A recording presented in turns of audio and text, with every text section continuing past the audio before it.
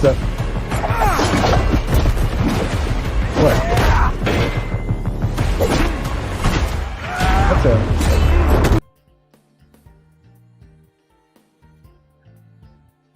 Oh.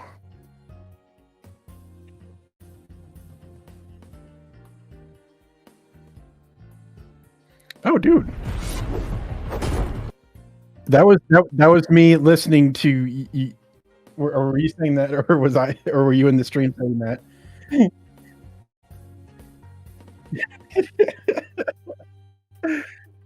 I was pulling up your stream so I could look at the chat, and then then you jump scared me with the thing that you got jump scared with.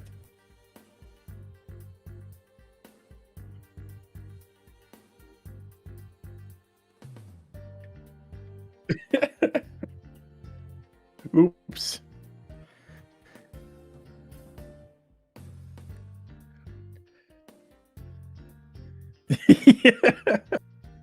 Yeah, that was a lot worse for me than anyone else.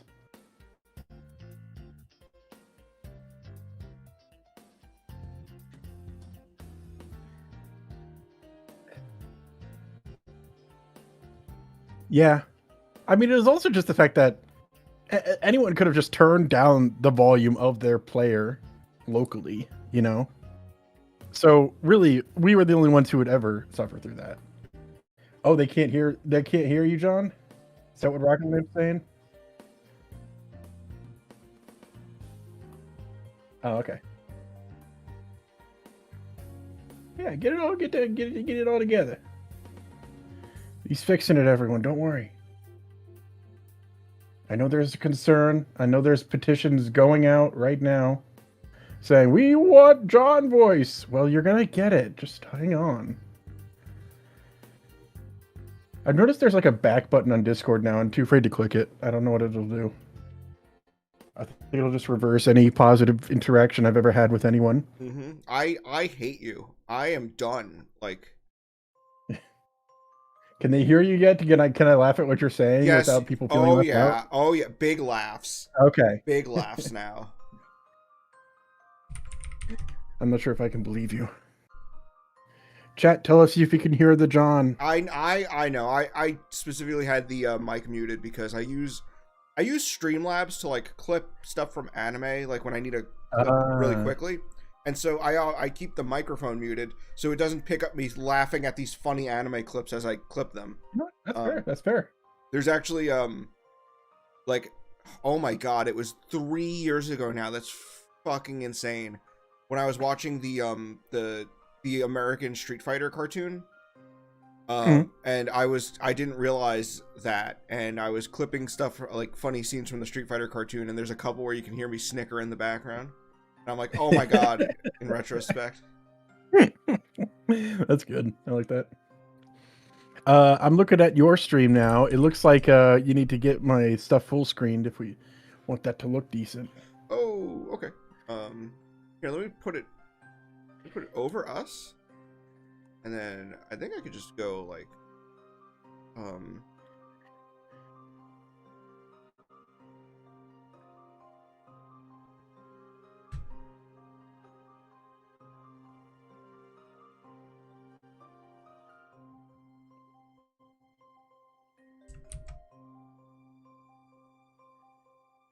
okay. I almost have this. You're getting it. You're getting it. I can believe in you. Oh. We talking not a modern anime? Never be unknown. We probably are. That's like our big conversation. I think we're just gonna get off track and talk about whatever. We're gonna talk about fucking bullshit like butt nose again. I know. It's funny. Like, I'm learning new stuff about myself. I think I have like, my brain is a bit weird with the chemicals it can use. And I had a ton of fun when we did that, and the next day I just felt bad, like just generally emotionally, and I couldn't pinpoint why, because it was just like such a chill day, and I just thought, man, I had such a good time last night, and I kind of thinking my brain just like spent all of its dopamine that night, and it was just done for a day. So now I need to figure out how to regulate my happiness as it comes in. Now that I'm unemployed, like I'm not used to having that much happiness to go around, and yet here I am. By unemployed, I guess I should clarify for anyone curious. I'm self-employed. It's a I guess it's a difference, but it feels the same. You doing okay, John? I haven't heard from you. I'm trying. You know me. I don't Yeah. hate tech, so I think I got it. I did You think cover. so? Yeah, let me. I can put our avatars over it though. I'm not sure if like I'm showing the live stream myself. I think it's probably delayed by a second, so I can't get a clear view of it. But I'll just trust you. I'll take your word on it. Yeah, I'm seeing what the delay is. And it should. Hold on. Yeah. If you've got it to look decent, then I'll take your word for it. Let me also pull up the stream so I can see the chat and stuff. Oh yeah, yeah. You can pop out the chat so that you can put it on like a different monitor if that helps for whatever layout you're going with. Hey, let's not go too crazy here. I think it really helps. I mean, it especially helps, I guess, if you're streaming to both Twitch and YouTube. I'm not streaming to Twitch and YouTube. Yeah, I know, but if you're ever gonna be like good at streaming someday, maybe at that point. I don't want to be good at streaming. I do this begrudgingly. I hate everyone. Also, I think we have super chats enabled, and I was telling Ben, I don't have anything to like offer for a super chat, but I do have this this joke book my mom sent me 10 years ago. So like if you send a super chat, okay. I'll read a joke from this joke book. That's a good incentive. To give you I'll give you a freebie. Yeah, one to get them in the door, one to get them hooked. How does a spoiled rich girl change a light bulb? She asked daddy for a new apartment. Oh, I get it, because rich people. So I think how much you value that type of humor at, that's your choice. You know, you make the call. But I think that's worth a super chat. Yeah. How do we animate this joke up? What is a rich girl? If a rich girl doesn't like an anime, have her father fund a new one? No, how does that work? You would say like, oh my god, what if a Hime doesn't think a fucking light bulb is Sugoi? I don't know. I'm sorry. I'm going through this joke book and I'm just seeing how politically incorrect it might get. Ooh, okay, that's interesting. That's a fun little twist. I'm checking. How modern is this joke book? Oh, Joe Sama. That's what I was fucking thinking. Thank you, Rocket Lamp.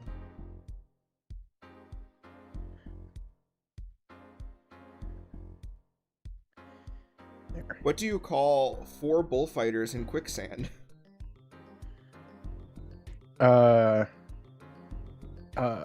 Unfortunate souls. Quattro Cinco.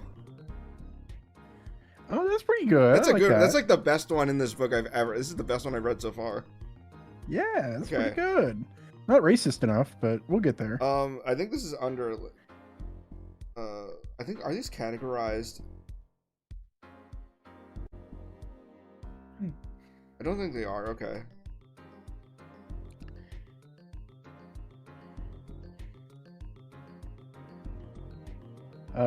If a tsundere doesn't like her own show, is it hers? There's something to that. I don't know the is it her. I don't know what that refers to, but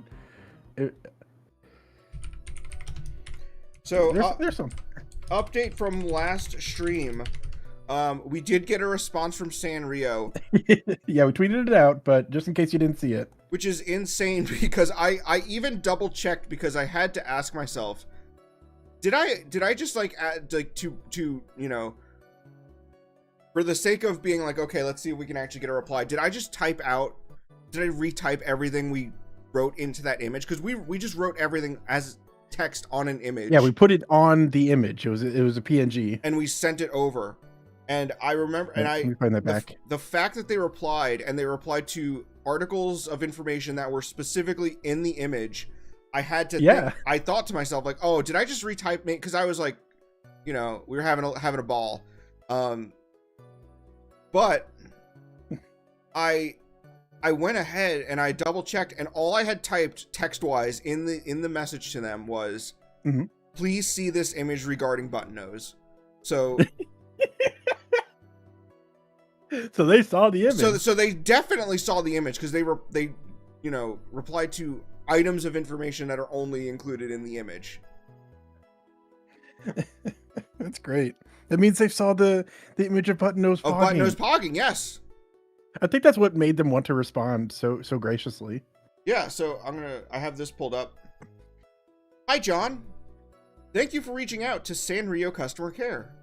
We're happy to hear how much you care about her story. To clarify, Buttonnose is indeed a brave and clever girl who lives in Fairyland. In the theme song you mentioned, the wording can sometimes sound a little different depending on translation, but she is not described as King of Fairyland. The character with the crown you're recalling is the Flower King, who appears alongside her in the series. We understand that Buttonnose can feel like lost media since her episodes aren't widely available today, but she remains a cherished part of Sanrio's history.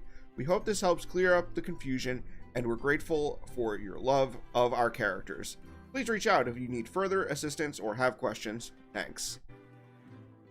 Yeah.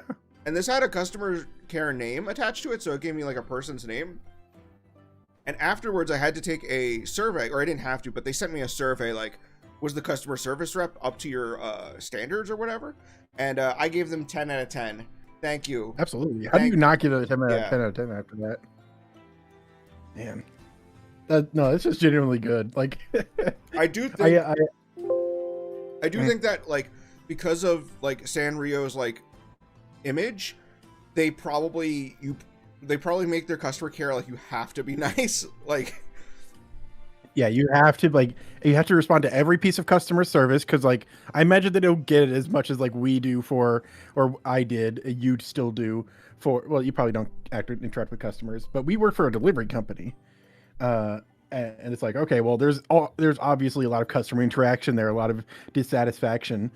When it comes to Sanrio, like, I don't know, what kind of customer service do you typically get? I guess there's like merchandise you can get, but it's just like, I like the way Big Challenges looks. Please respond. It's more like, I like Hello Kitty. End of sentence. Yeah. The end.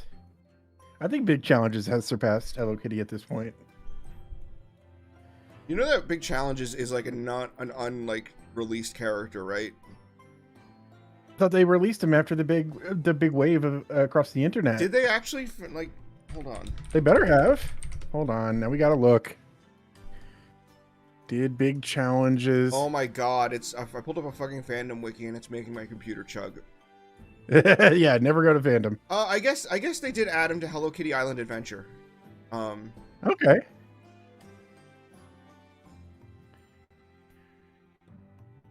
Which isn't that the game that is named like off a South Park joke? What's it called again? Hello Kitty Island Adventure. Like, that was like a South Park joke, was that Butters was playing a game called Hello Kitty Island Adventure, and then they actually made it a game. Oh. I feel like I remember something like that. Yeah. Man.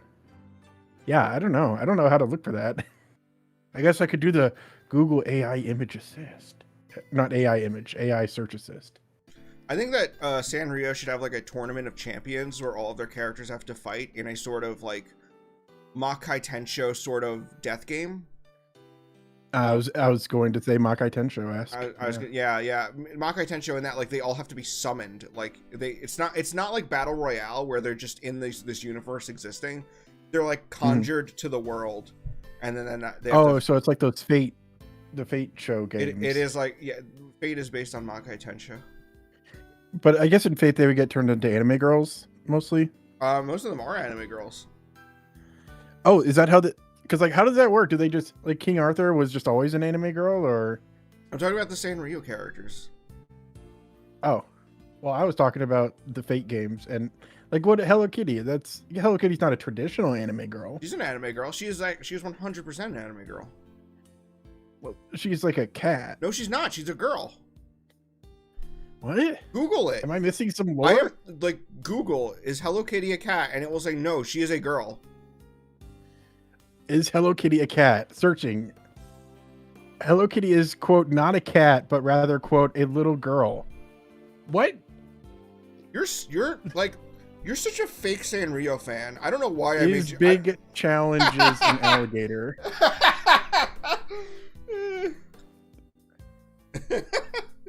Oh, crocodilian character. Sorry. There's a whole crocodilian of characters. Now you're questioning in the Sanrio. entire existence of Sanrio. Yeah, I don't understand the rules. I'm realizing, like, this has changed everything. I mean, it seems Big Challenges is a crocodile, so not everyone is an anime girl,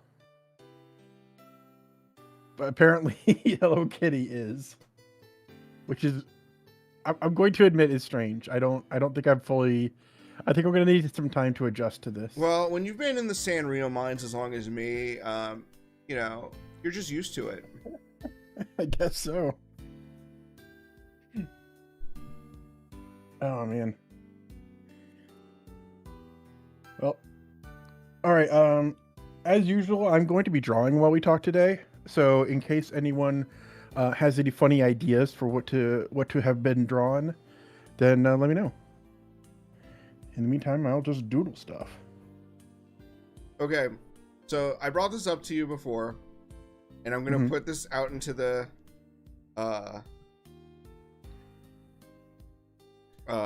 so I saw someone tweet about how they're so disappointed in how the Jujutsu Kaisen fandom sort of treats the series, because they feel that the fandom only ever cares about the, quote, hype moments and aura, and that they're not trying they're not actually engaging with the series emotionally or thematically, which I only saw because Shabes replied saying, like, you know, just being like, yeah, man, I haven't seen the series for myself, but I you know, that could be the case with Shonen. It happens. I can't wait to check the series out for myself to see what everything's about. And what was funny about that is that I wanted to reply going, Jujutsu Kaisen doesn't move me emotionally, and the themes do nothing for me, but I can find it entertainment I can literally only find it entertaining because of the hype moments and aura. Yeah. Yeah, I went on a little bit about this to you when you first brought it up to me, in that I think Jujutsu Kaisen absolutely tries to have a not necessarily deeper, but an actual like story to it, an actual theming, actual characters, and it tries to make you care about them. And I think that's probably its biggest flaw, because it definitely does excel at the hype moments and aura. Like, and I do think like Gege does the aura. There is value in that. There's a lot of value in that. Like when we like style over substance, I use that to describe Gachi Hakuto a lot. And then I saw a tweet saying like, oh, hot take, style is substance, and I do think that's a good way to describe it, because I never want to downplay something by saying it's style over substance. I love style. Yeah, and I think I actually said this. I think it was on one of the podcast things we did, where I quoted. There's a quote from Jay from Red Letter Media where he said, "Some people call it style over substance. I call it filmmaking." Yeah, it's style. It's a focus on style. Yeah, I guess it's style over other aspects of filmmaking, you know, which I think is, you know, there's a lot of value in that if you know how to do it right. So anyway, yeah, I think that is Jujutsu Kaisen's biggest strength, is those hype moments in aura, that style. And it tries to be other stuff, like having dramatic character arcs and powerful themes. And I think it fails at that. And anyone who goes into Jujutsu Kaisen wanting any of that, anything that's not just hype moments in aura, is going to be fundamentally disappointed.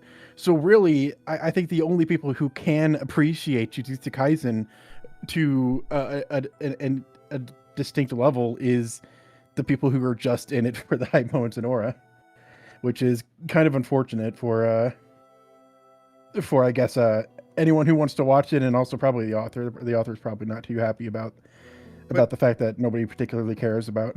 I don't know. I mean, This Gege story. does the aura. He does it. He does it, but does he want to do it? Yeah, I don't know. and I can just say a little bit about like my experience with Jujutsu Kaisen was you read the manga, whereas I am an anime only, but it seems like there isn't much of a disconnect between our experiences. I watched the first 2 seasons as the anime, and then I read the manga from there. Okay, and then you finished it, right? Yes. Okay. And I've not read Medulla for anyone curious. All right. Are you drawing Kuropi? Yeah, someone suggested Kuropi as Bane. Oh, okay. So, in 2022, I was afraid that I was becoming too much of the curmudgeon-y old man who doesn't like anything new. So I watched a few new things, and it included the first season of Demon Slayer and Jujutsu Kaisen. Okay. And my reactions to them was, I thought the first 13 episodes of Jujutsu Kaisen were like borderline unwatchable. I was essentially forcing myself to watch this show.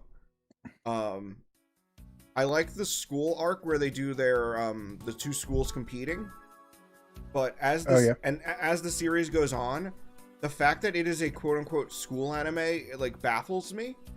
And every time in the new season that they say Jujutsu High, I go, oh yeah, this was like a school story.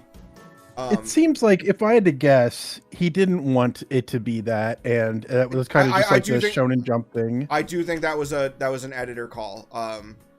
Yeah.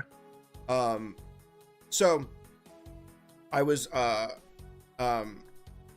so I couldn't really get into the early arc. I thought the forest, I keep calling it like the Forest of Death arc, was pretty fun. I liked the more lighthearted stuff, but I really didn't resonate with anyone. I thought that the 3 main characters, people say, oh, it's like a better version of the Naruto cast, and I don't agree with that. Yeah, I wouldn't agree with it either. I think that Naruto and Sasuke are both much better characters than Itadori and Fushiguro. I want to point out that I have talked to people who are Jujutsu Kaisen fans who, when talking about those main characters, always say, like, I think it was Tyler Coy, who was like, oh yeah, forgot Fushiguro's name while we were talking about the series. Yeah. Because, like, what does he do? Like, I don't know. He does. Yeah, I mean, like, you know, Itadori is just like whatever. I love that he had friends in the first episode that we just never see again. Like, it's like those people don't matter anymore. Yeah, that's weird. But what's interesting about Jujutsu Kaisen is that after watching that first season where I didn't really like it, I watched Jujutsu Kaisen 0. And Jujutsu Kaisen 0 is awesome. I like that movie a lot. Amazing. And I'm like, why is the show not like this? I'm like, okay, so there's something here. Like, I like these characters. I like this setup. I like this conflict. This works. Yep. And so I was like, okay, Jujutsu Kaisen got something going. All right. So I'm like, okay, there's something here. It's funny because I'm just like, Yuta should be the protagonist. Like, why is he not? And apparently, yeah. I found out after that 0 was like the pilot that he made like before the actual Jujutsu Kaisen manga. Yeah, that's something I want to look into. It's crazy that he got it right the first time. Like, yeah, it's clearly like what he wanted to do, and because he had already done it, he needed to start somewhere else. Yeah, somewhere he was less prepared for. Like, I wanted to look into that because, like, usually what happens is you get picked up for serialization based on a one shot you do, but Jujutsu Kaisen 0 clearly was like, I think like 6 or 7 chapters. It was like worth a whole volume. So I don't know exactly how that worked out. Was he on just like some other publication and came over? Did they ask for a mini series before approving him for serialization? I really don't know. That seems weird to me. That's interesting. I didn't know it was like 6 chapters. I thought it was just like he did a pilot with these characters And Yeah, I'm pretty and sure because like that's what I saw on Shonen Jump. Here, let me see if I can find the actual like thing. And of course, Shonen Jump's website's horrible at finding stuff. oh, it's terrible. Literally, Yeah. the best way to find it is to look at all manga, and then Control F, and that is you should not have a website like that. Um, and even like finding the all manga section is hard. Okay, there it is. Because what you were saying, I was Shoots. gonna say uh with like you know, Fist of the North Star had 2 pilots before it got picked up, but the like with each pilot they were giving notes going like it should be more like this, and then after the 2 pilots they did serialization. Okay, it was 4 chapters, but even so, that's still like Are they like, yeah. you know, like how first chapters are usually like 60 pages rather than 20? Are they like 4 or Let's 60 check it page? out. Let's see. This is 60 pages. Okay. 0.2 is another 50 pages. Okay. 0.3, another 50 pages. Yeah, it was quite a bit. Yeah. So I don't know. I love that he made this manga and Jump was like, this is really good. Can you make like a shittier version of this? I it might have been his decision mostly. It Just could, be like, yeah. okay, I want to start again somewhere else because I like my first version so much. I want to keep it canon, which that makes sense. I understand that because it is very good. Yeah. And that I think I just want to say that does sort of prove that I can like new things. That I watched Jujutsu Kaisen 0 and I was like, oh, okay. Yeah, we came into this and we both loved 0, and I think I like a few more sections than you even do. But so that should give us enough bandwidth to say we're not just hating it just because it's new and popular. Like we gave it a chance, and there's some things that really stand out as stellar story, and then there's some things that kind of just don't. And someone who reads the manga, it just kept getting more and more disappointing. Like I imagine I don't spend enough time online, but I'm imagining that the big rules listing episode that came out recently caused a bit of a stir because of just how much they went over. Mm-hmm. And that was like you made a couple tweets about this with like the history of like just really like wordy paragraphs Yeah, within a manga. yeah. I actually there is an article about how that was sort of incorporated into manga because of its lineage coming from you know, being a sort of combination of comics with kamishibai and even a bit of journalism.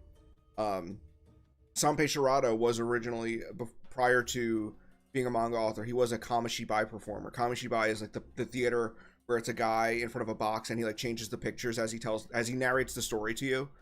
Oh, okay. And so he came from that world before he did manga, and that's why his manga were pretty wordy. But you could also see it in the works of Iki Kajiwara would also get pretty wordy.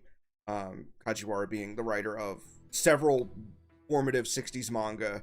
I think he started in the 50s, but most known for like his 60s stuff like Star of the Giants and Ashita Joe. Okay. Yeah, because like the thing I associate it most with, and I think what directly inspired Gege is probably Hunter x Hunter. Yeah, he's very much a big fan of that era of shonen manga. Yeah, and that is a huge like exception as far as like typical structure is meant to go, and you have to really have like a clear and like engaging vision as to what it's supposed to be. And I don't even think Hunter x Hunter fully like gets what it wants to get at with how complex it gets. Because I don't know, I like a bit of complexity, like, but there still needs to be, I don't know, an easy way for someone to follow it. Even like, okay, I get it. Casual readers, they're not gonna get it. Like if it's that complex and there's rules and stuff that you need to keep in mind consistently, casual readers out the door, fine. I'm still like, as far as reading Hunter x Hunter goes, I'm still like intermediately, at the very least, intermediately involved, and I still don't understand what's going on. And I think that's really going to alienate a lot of people. You know, and honestly, I don't know why it's still so popular in this modern age, but you know what? It's funny because can you hear me? I can hear you. Okay, Can someone else not? yeah, no, it's all good. I muted myself for a second, but I'm back. I want to Oh. make sure it went through. But I felt the same way when I was reading the manga Liar Game, Hmm. because there's sections where Liar Game is a gambling manga. It's actually getting an anime this year. Um, Hmm. and the author of Liar Game was clearly very heavily inspired by Death Note and Kaiji. You could tell that those are two Ooh, big manga for him. And so yeah, those are good ones. so explaining rules are like his joy, right? Yep. So there was one game, I think it was the Contraband game, which is like the best game in the series. But Mike, I'm not shitting you. I saw the rules and I read it and I'm just like, it's like when you sit down to play a new board game and someone just reads all the rules to you and they're like, okay, got that. And I'm like, no. No. Yeah, that's the thing. Is like here when you're playing board games, I think pretty much the majority of people kind of agree. You kind of just like learn best by playing it, right? That's what I Like, had to do. I just was like, I can't, these rules are not sticking, but I'm just going to continue with the story. And watching them play it out, it registered to me and I got it.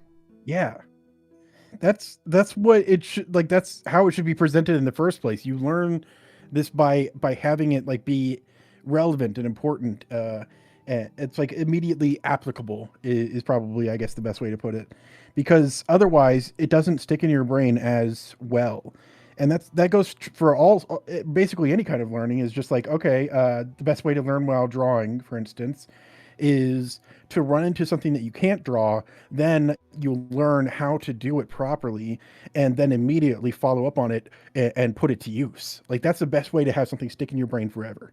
Mhm. And that's kind of how the storytelling aspect is meant to work as well. That's why show don't tell is such a big thing, is because you're meant to demonstrate something important rather than just telling them about it.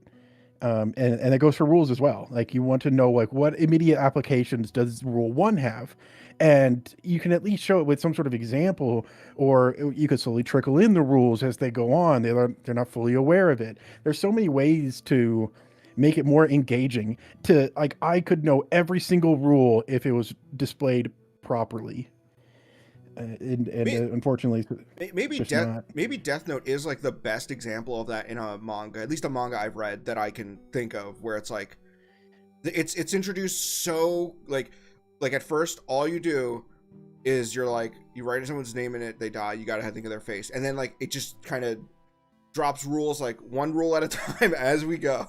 Yep. Yeah, and it lists out like all the rules like in the chapter introduction pages, or the eye catches in the anime, and you don't really remember based on that. But the important rules, the ones that they actually want you to remember, you can remember all of them because they're all so integral to the story. It's like, okay, Light learns about a rule where you can't make someone do something that's physically impossible, even a piece of knowledge that they should not know. You can't have them say that piece of knowledge. And it's like, okay, that's a rule, because, and it's clear because it showed examples. He made 3 examples of inmates in prison doing things based on like those tests that he was doing.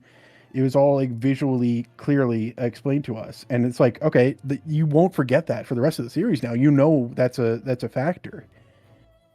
Eh. and and I think Gege, and I think Hunter x Hunter as well, I think they don't demonstrate nearly enough. There's so many rules that they feel like they just need to. I'll just pack it all into one chapter and get it out of the way, which is, Yeah, is not a let's good get way to do it. let's get the strenuous part out of the way. Someone asked if Yeah. I read the Berserk pilot, and I have. If you I was reading the scans, and I think the scans I read were just straight scans from the Dark Horse release, not the big Mm. not the big hardcovers, but like the older paperback releases. And I Okay. don't know if you know this, but they like really weirdly placed the pilot in the Dark Horse release, where like it's just like, I think that one book has the it's a book that has the eclipse, and during the eclipse it's just like, and here's the final chapter for as a final chapter special, here's the pilot, and it's like, we're in the middle of the eclipse, this is not a good place to put the pilot for Berserk. Yeah. Doesn't seem like it. I wonder how the hardcovers do it. Chad has them, but I've never actually like gone through them. Yeah, and I've been meaning to go through Berserk at some point, but I need to be in the right mood for dark stuff, and I know that one's That one's going to be a lot. I also don't know if you like the beginning. I definitely think you'd appreciate it once it gets to the Golden Age arc, but I'm not sure if I think for you it might be a little much, like you might have to force yourself a little bit, kind of like me watching Jujutsu Kaisen. Yeah.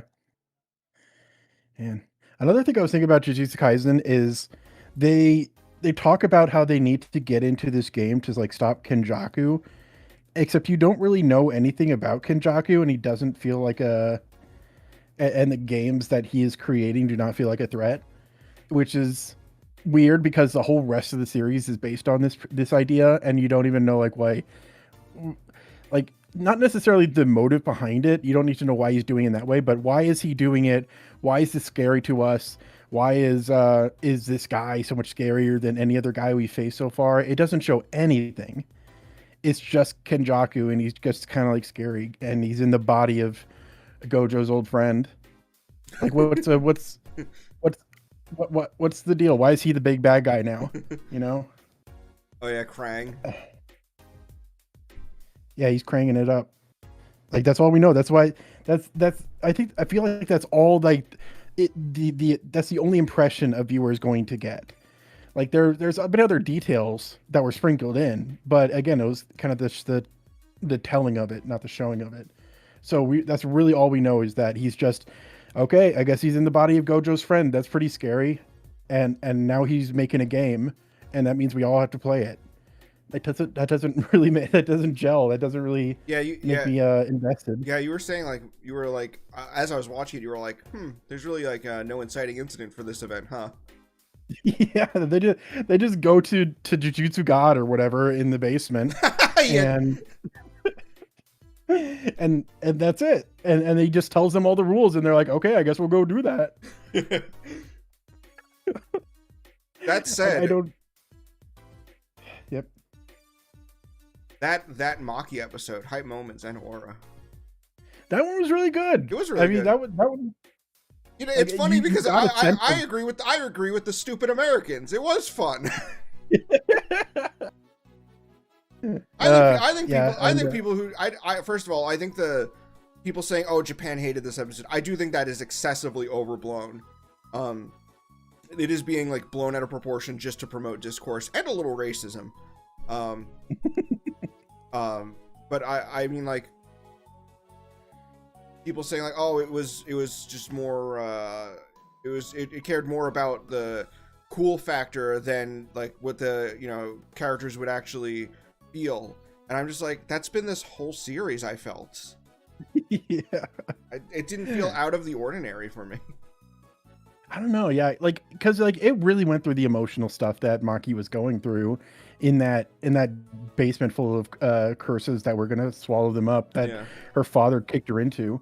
It's like, okay, and killed her twin sister. Spoiler, sorry. And it's just like, okay, now this was awful, and we've kind of just like lived through this negative feeling with her, and so she gets out and she has all this extra power now, and it's time for revenge. And you know what? Kill Bill homage. Kind of cool. And yeah. It's like meant to feel cathartic, because that's what the character is feeling, right? So let's go through it. Like, I really don't think it's meant to be like, oh, the revenge is bad, this is ugly, war is bad, everyone. No, it was like, this is a cathartic moment where a victim kills all of her oppressors. Okay, cool. Someone asked, what about racism? And it's like, it's not a big deal. It's just like, there was so much discourse about the episode. People were making like false allegations about how, everyone in Japan hates this episode. Everyone in Japan says this, said if you like this, you're stupid. And then people were pivoting off that to be like, well, the Japanese should apologize for their war crimes. And it immediately turned to, it immediately stepped out of the bounds of manga discussion and just turned into... That's what happens with all internet discourse. It eventually just boils, it eventually just gets off track and goes onto racism or whatever else. Yeah. Which is unfortunate, but that's how the internet works. It was like, that's why we have podcasts. Of course, Japan disliked it because they love sexual assault. literal the things people have actually been saying. It's not worth your time. It's Yeah, and so I will absolutely not spoil anything for the rest of Jujutsu Kaisen, but I feel like it continues to have like these good moments, like these pockets of storytelling which are amazing, like genuinely. Like what my favorite thing of Jujutsu Kaisen, probably even more than Jujutsu Kaisen Zero, is one particular fight with one particular character, and I'm like, man, I'm looking forward to seeing that in the anime and nothing else. Uh, and and I think like Yuji's character arc as a whole has a lot of value to it. And I think if Jujutsu Kaisen was a more compressed manga that was specifically meant to be a smaller story about this one character, then I feel like it would have actually done pretty well. But of course, it got bloated by a whole bunch of stuff that nobody really liked because it wasn't done very well. Um, I and mean, so it's just I like, mean, I mean, it is a very popular manga. I mean, I feel like I feel like we're kind of well, alone I in mean, it. by the stuff that nobody likes, I mean, by in particular the rule stuff Okay. and Oh, all that. gotcha, Like gotcha. that can again, like this is the rest of the series basically is like kind of weighed down by this, and it's kind of unfortunate that he did make it like that way. Are you talking about the Higurama fight? No, I actually am not a huge fan of him, but that's for different reasons. I have issues with with characters like him, just based on my own personal experiences. Or wait, no, wait, Higurama. Wait, I'm mixing up the character names. That actually might be the right character I'm thinking He of. looks like a Okay, hold on, Kagurabachi man. hold on. I'm looking him up. Is Higurama. he like a? Yes, Higurama. That is it. Okay. Sorry, I was thinking of the other guy. What's the? Okay, I'm gonna look it up. The guy who's gonna be coming up in like the next episode of Jujutsu Kaisen. His name is. Where's his name? Fandom, do not ruin my computer. I'm just looking up his name. Hikari. Okay, that's who. Uh, I'm not a big fan of Hikari. Everyone seems to like Hikari. I'm not a huge fan. But Higurama is the guy I really like. Is the fight I really like. Uh, But yeah, I think that's kind of similar to Hunter x Hunter as well. Is that it has pockets of really good storytelling, and then a whole lot of just like weird like rules and like political stuff. And maybe that's just me not liking political stuff, but it's just like everyone like dancing around these like weird like social limitations they have, and it's like I really don't get this Are you kind of talking about stuff. like in the Chimera Ant arc where it's like, oh, the country is like sort of locked off and like we have to sort of obey their. No, because those are actual like barriers and limitations. I'm talking about the stuff that's exclusive to the manga, so unfortunately you wouldn't know too much. But Hmm. that's where it gets really wordy and stuff. That's where you see those pages that are just entirely just dialogue bubbles, Hmm. and it's all because it's just like the I mean the premise of that arc is that you are following the like 14 potential kings of a country, and they have to kill each other, but it's still illegal to murder.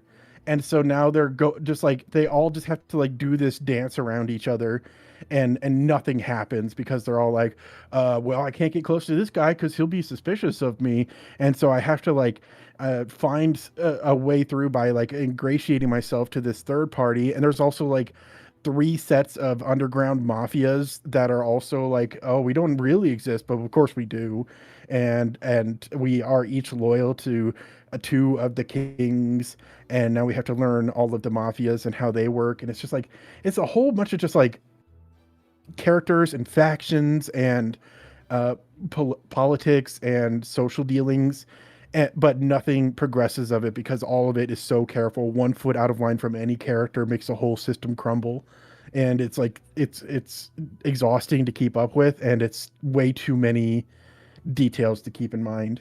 And that's kind of what Jujutsu Kaisen starts getting into, I think. Do you think that with Hunter x Hunter it would be more entertaining if it was really just getting released more frequently? No, I definitely considered that because Because I read manga a lot, and no, what were you saying? I was gonna say because like the stuff you're describing sounds kind of like how in the Chimera Ant arc where it's like, oh, we have to abide by like all these laws and you know we have this big situation but like we're trying to do so without like we can't interfere with this country's like uh their self-sufficiency or whatever, and like we can only send limited people and we can only send limited resources because of how the political situation of that country, which leads to the Yeah. situation escalating, and that's really interesting. And I love the Chimera Ant arc for that. So I'm Yeah, me wondering if too. Like I do. I think it's like it's just it's situation just taken too far. It's taken to a point where the situation cannot escalate. Basically, like Karapika is the main character of the arc in question, and Karapika's goal, and Karapika's doing it very well, unfortunately, is to have a stalemate for 3 months. That is not exciting. I'm sorry, it's not exciting to do it that way. And with Chimera Ant, it's like there's a lot of limitations, but that makes our characters have to think their way through it to still be able to progress the story and ratchet up the tension. It's like it's basically just adding pressure to this system that it's like and it's about to explode. Whereas for this, it just feels like it's for this arc, it really just feels like nothing's happening. It's just a stalemate. It's not a building pressure where nothing can escape. It uh, is just air in a tank that is just sitting there. You know, that's kind of the difference. I guess as I would describe it. And I don't think Jujutsu Kaisen ever gets to that point specifically, but it does kind of feel like that, where a lot of fights are happening, but there's no sense of progression to it. There's no sense to building and mounting pressure. And it kind of just leads seamlessly into the final fight. And the way it does that is just like, okay, I guess, you know what? I think now's a good time. Let's just switch over to the final fight. And it's like, okay, it didn't feel like it was building up from anything. It wasn't just like, oh no, this is going to happen. If this keeps happening over and over again, these pressure is going to build, and then the final fight's going to happen because of this. It's just like, no, the final fight just kind of happens because one guy finds an opening at some random point, seemingly. It, I'm talking in a lot of vagaries, and I wish I didn't have to, but there's so many details, and also I don't want to spoil things, so it just means like it kind of doesn't end up anywhere. I wish there was a better, more yeah, more like a point to just compare it to that would make more sense to a layman, but I don't think I can. I think what I love about the Chimera Ant arc is just where Gon's character arc goes. Yeah, there's a lot of good character stuff in there, and it feels like the characters in the latest arc of Hunter x Hunter are kind of just chess pieces moving around a board, and that's another thing. Like there's some good like character interactions, but it feels like we're not building up any particular arcs. I mean, there's one character, but again, that's one of those isolated points of storytelling. There's one character out of 150, you know. So I rambled about that for a long time, but it's hard to describe what my issue with it is without like listing every single thing that's going on. No, and it's interesting and just saying this is too much. It's interesting because I think when I compare like how I feel to Jujutsu Kaisen with Demon Slayer, I'm kind of torn over saying which one I prefer, because Jujutsu Kaisen I think has higher highs but lower lows, whereas Demon Slayer doesn't really do anything for me. And this is what I mean where I was saying like, oh, I was trying to watch new things and I just felt like a curmudgeon-y old man because like with Demon Slayer I just kept going, this is fine. Yeah, Demon Slayer is a lot harder to talk about. I could go on about Jujutsu Kaisen a long time. Like everything I complained about with Jujutsu Kaisen is just for season 3 and onwards. Like I have different issues with seasons 1 and 2. You know, I could keep going on about that. But with Demon Slayer, it really is just good, and nothing in particular stands out if you're older and have more experience with the genre. It and is, I don't think it's a bad thing. It is the peak of the 35-year-old millennial isn't emotionally invested in Demon Slayer, but he just can't figure out why. I think it mostly is just because of the fact that it's just like it's hitting the standard beats and it's doing it well, and that's kind of all it really needs. It is kind of like the Marvel superhero movie of the anime generation. And I don't think it's bad. I just think it's stuff that we've seen it before. We've seen every single piece of it before, and is just doing them fine without any particular twist that makes it exciting for us who are used to it. And I think the thing is like the whole cliches become cliches for a reason. They're good pieces of storytelling. They're just not exciting to us. So I don't hold any like begrudging any grudge against it, and I understand why it's popular. I just don't feel any of that myself because it's got nothing new to me. Mm. I do think that um I don't, I'm kind of torn on this because I think it enables more action and more intense action, which is what the manga wants. But I also feel like it Mhm. makes the situations a little bit more morally like straightforward for the characters. And what I'm talking about is the fact that Tanjiro wants to save demons, but he saves them by way of killing them so that they can reincarnate, which Yeah, makes it so that you can watch him kill villains without feeling like, oh, he's a, you know, a dark hero really. But yeah, at the same time, I think there is something to the shonen protagonist who can talk down the terrorist, right? yeah. And we've seen it done well, and we've seen it done bad. And you know, you do, like, it can be a can of worms for your Mhm. story, and I think that the story like circumvents all of that to just go, no, they're he kills them and then they reincarnate, so it's like we don't need to worry about him talking down the demons. We don't need Yeah, to do talk no jutsu, but at the same time, when talk no jutsu stuff is done well, it's very good, and it's like, yeah. so it's I mean, like, I don't know every detail about Naruto. Like, I kind of fell off halfway through Shippuden. Um, like I think Talk no Jutsu is generally done pretty well. It's just that people don't like it because of the fact that it's like, you know, it's an action manga, and it's kind of weird that the final fight peters out with talking, in that sense, you know. and I'm using, But I'm really using talk no jutsu for all, like, as it applies to like all shonen manga, like fucking My yeah, Hero ends with a talk no jutsu, right? yeah. Which I thought that was a bad talk no jutsu personally. I am in the normie camp of I was not the most satisfied with the My Hero ending. I was not either. I think it was just kind of disappointing more than anything. But like I gave all my thoughts on a video on Good Time Zone, Hmm. which you can check that out if you search for it.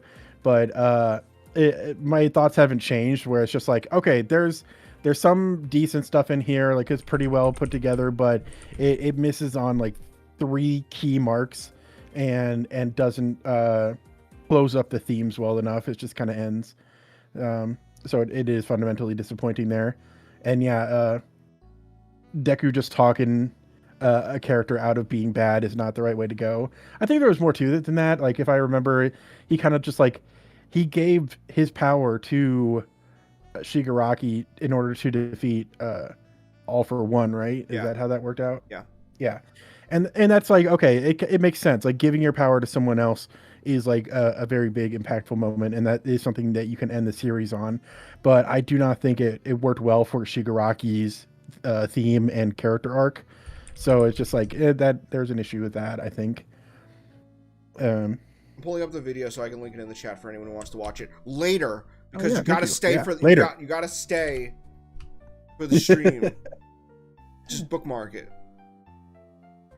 MHA ending wasn't that bad personally. Yeah, I don't think it was. I think the best thing, there's a really, I love the part with the little kid who like breaks out of this terrible home, and he's got his mouth was sewn up, and then the old lady who didn't want to help anyone before because she was scared, reaching out her hand and actually being like able to just like, at the moment she took his hand and was like, hey, can I help you?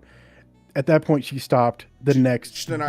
biggest baddest guy you've ever seen, and it's like, okay, that was the climax of the story, and it worked wonderfully.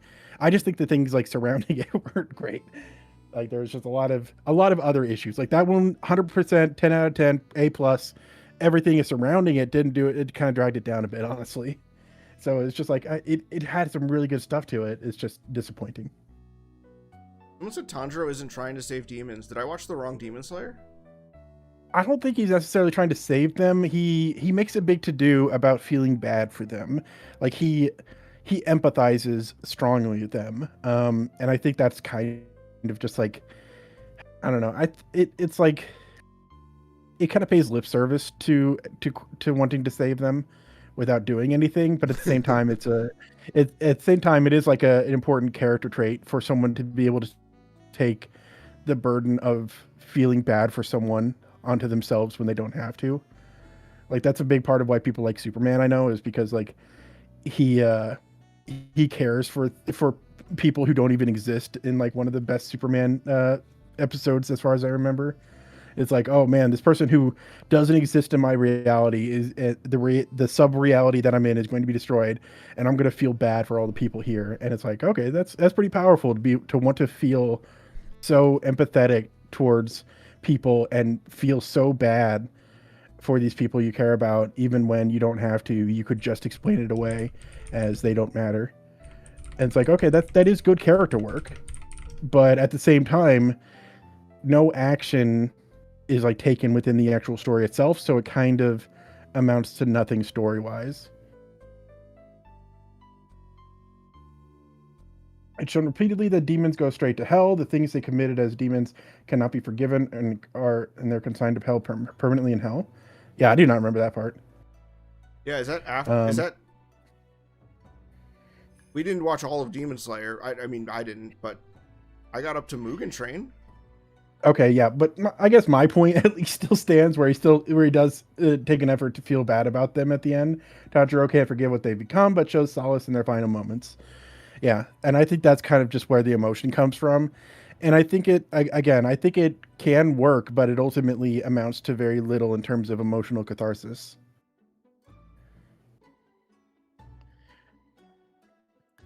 But I also don't think that's like the biggest reason why people go to Demon Slayer. I think it's mostly just the cool fights and stuff. I do feel that way. I was really like I've told this story, and like Chad has has admitted this was wrong to do, but I wanted to watch the Mugen Train movie, not because I was interested in Demon Slayer, but because it was like the highest grossing Japanese film of all time. Not like highest grossing anime film, highest grossing Japanese film of all time. So I'm like, okay, yeah, what does the highest grossing Japanese film of all time look like? And that's why I wanted to watch the movie version, but Chad was like, no, we need to watch the TV show version.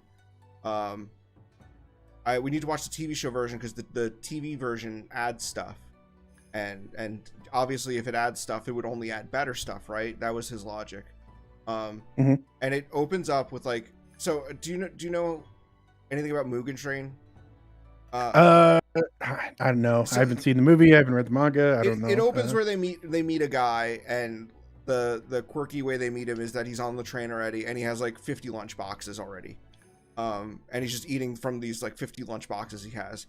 And so the anime, they added an anime original episode that's like, I guess supposed to give you like more of his character, but the ending is that like, oh, it's the reveal of how he got those 50 lunch boxes. But then like during the movie, they reveal that like this character has like a strong connection to his mother.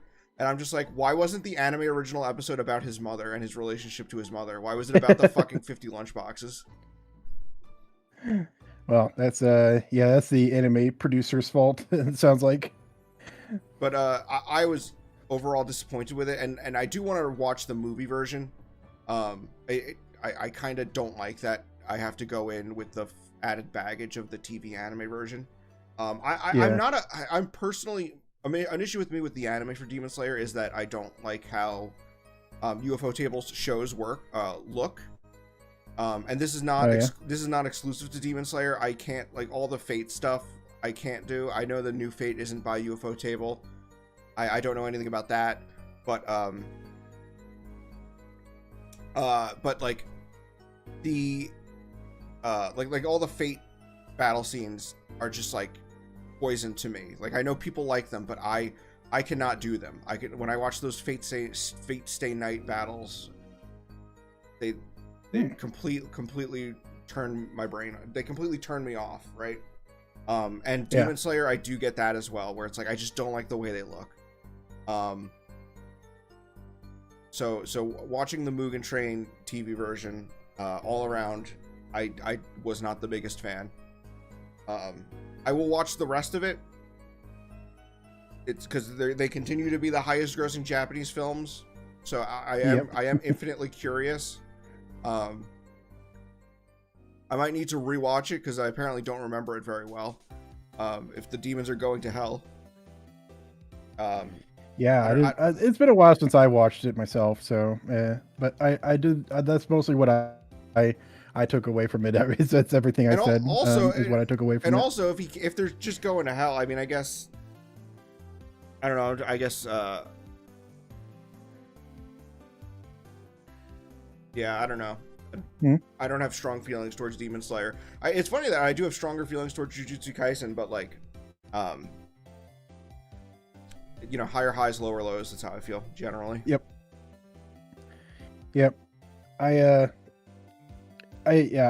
there is something that's genuinely fascinating to me about Jujutsu Kaisen, at least. Like, he's taking bigger swings, and that is something I like always appreciate in my media nowadays.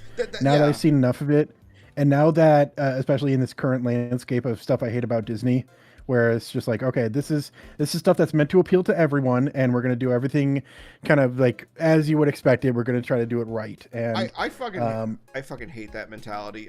People defend people. I see fucking slop lovers, who are like, oh, I'm sorry, you don't think it's you don't want this product to be more inclusive, and it's like, well, it's inclusive in that it's like generic and worse. Like, that's how they act. It's like this. People talk about I quit Magic the Gathering, and people, something in the community of Magic the Gathering that's, you know, been talked about to death is the slopification of Magic the Gathering. You've seen the fucking Dwight Schrute The Office fucking cards. They're fucking Stranger Things. You can play 11 from Stranger Things as a deck. You can play fucking Spider-Man and Spider-Verse, and New York City is a plane, is like a reality or whatever. Yeah, a little clarification. When you say, oh, you don't want inclusiveness, it's not like the diversity thing. It's about getting as many people into this niche as possible. Yeah, for usually for the sole purpose of you know, it's people in a boardroom going, we want more dollary dues. Yeah. Get as many people in as possible.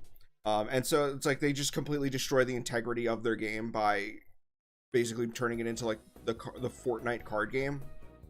Yep. Magic looks so boring. I mean, it's not that it's boring, it's that it's first of all, I mean, the power creep has been insane, especially just in the last since Hasbro took over. The power creep has just been unfucking controllable. I mean, I think that someone made a list where it was like cards in Magic that have been banned, and it's like, I don't know, what is it, like they've had between like the game's inception to like 2017 or something, it's like 7 cards had to be banned because they were released, and then people they realized like, oh no, there's like a broken combo with this, or like this card's just overpowered, we didn't play test it correctly. I think there's like 7 cards or something is in that span of time, in that like 15-year span of time, like 25-year span of time. And then like in 2020 alone, there were 6 cards that needed to be emergency banned. Yeah. I mean, there's that whole, like, just as clarification, as context, there's the fact that they were bought up by Bandai Namco, and in order to appease investors, Hasbro, sorry, yeah, I always get this mixed up. It was brought up by Hasbro, the toy company, and they're not Bandai Namco. They were bought up by Hasbro, and they were given just this imperative of, you need to be doubling your money in X amount of time. Yeah, every year sales need to double. And the way they did that was making so much product that you can't keep up with the game, because new integral cards are coming out every like multiple times a month. And then the cards are so powerful that they're making the cards you bought 2 weeks ago obsolete already. Yeah, because that's how you get people to buy new cards. It's like, well, if this new card coming in is more powerful, then in order to keep up with the competitive nature of the game, I gotta buy it. So like, it makes sense like why Magic would just go down the drain at that point. And what bugs me is that when people bring up these fair criticisms, there's always people being like, I guess you just don't like that new people are playing the game. It's like, shut the fuck up. That is not the issue.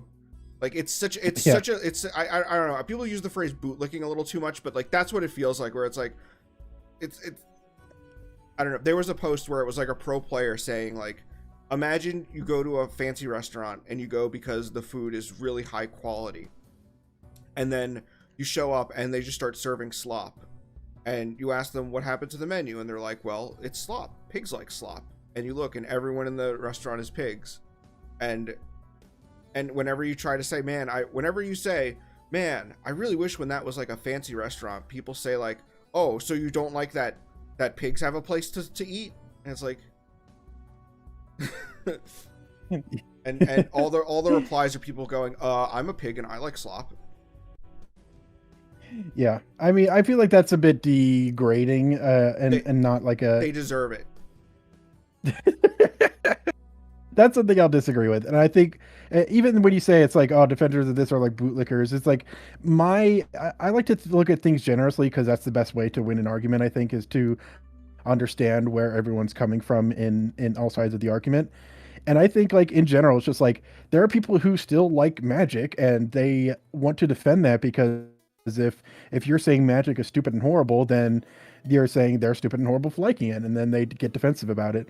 Like that's just kind of how human nature works. I'm not saying I'm above it, and it's just like yeah, that's kind of just like what happens. And so I still think like there is huge issue with it. Like yeah, if you change a game to get more people in, and then the people who were in it before they changed it are mad, they have a reason. They have a valid reason to be because this isn't what they got in for.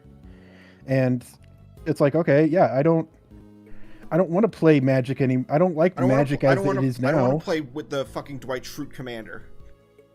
Yeah, it brings more people into this hobby I like, but it's a different hobby now. It is no longer what it was. Yes, and I also think with Magic, and I think fighting games had a very similar issue. I think they're pretty comparable. Where with Magic, it's bringing in new people, but it's not making new hardcore fans. All these new fans coming in are very casual fans, and they're fans who go, oh, I know who 11 from Stranger Things is. I'll buy an 11 from Stranger Things deck, and then they play it maybe every once in a while, but they're not. They're these products that don't appeal to like the people who have made Magic a sort of lifestyle hobby. They're just it's very short-sighted, and it's very much like what will get us the money right now.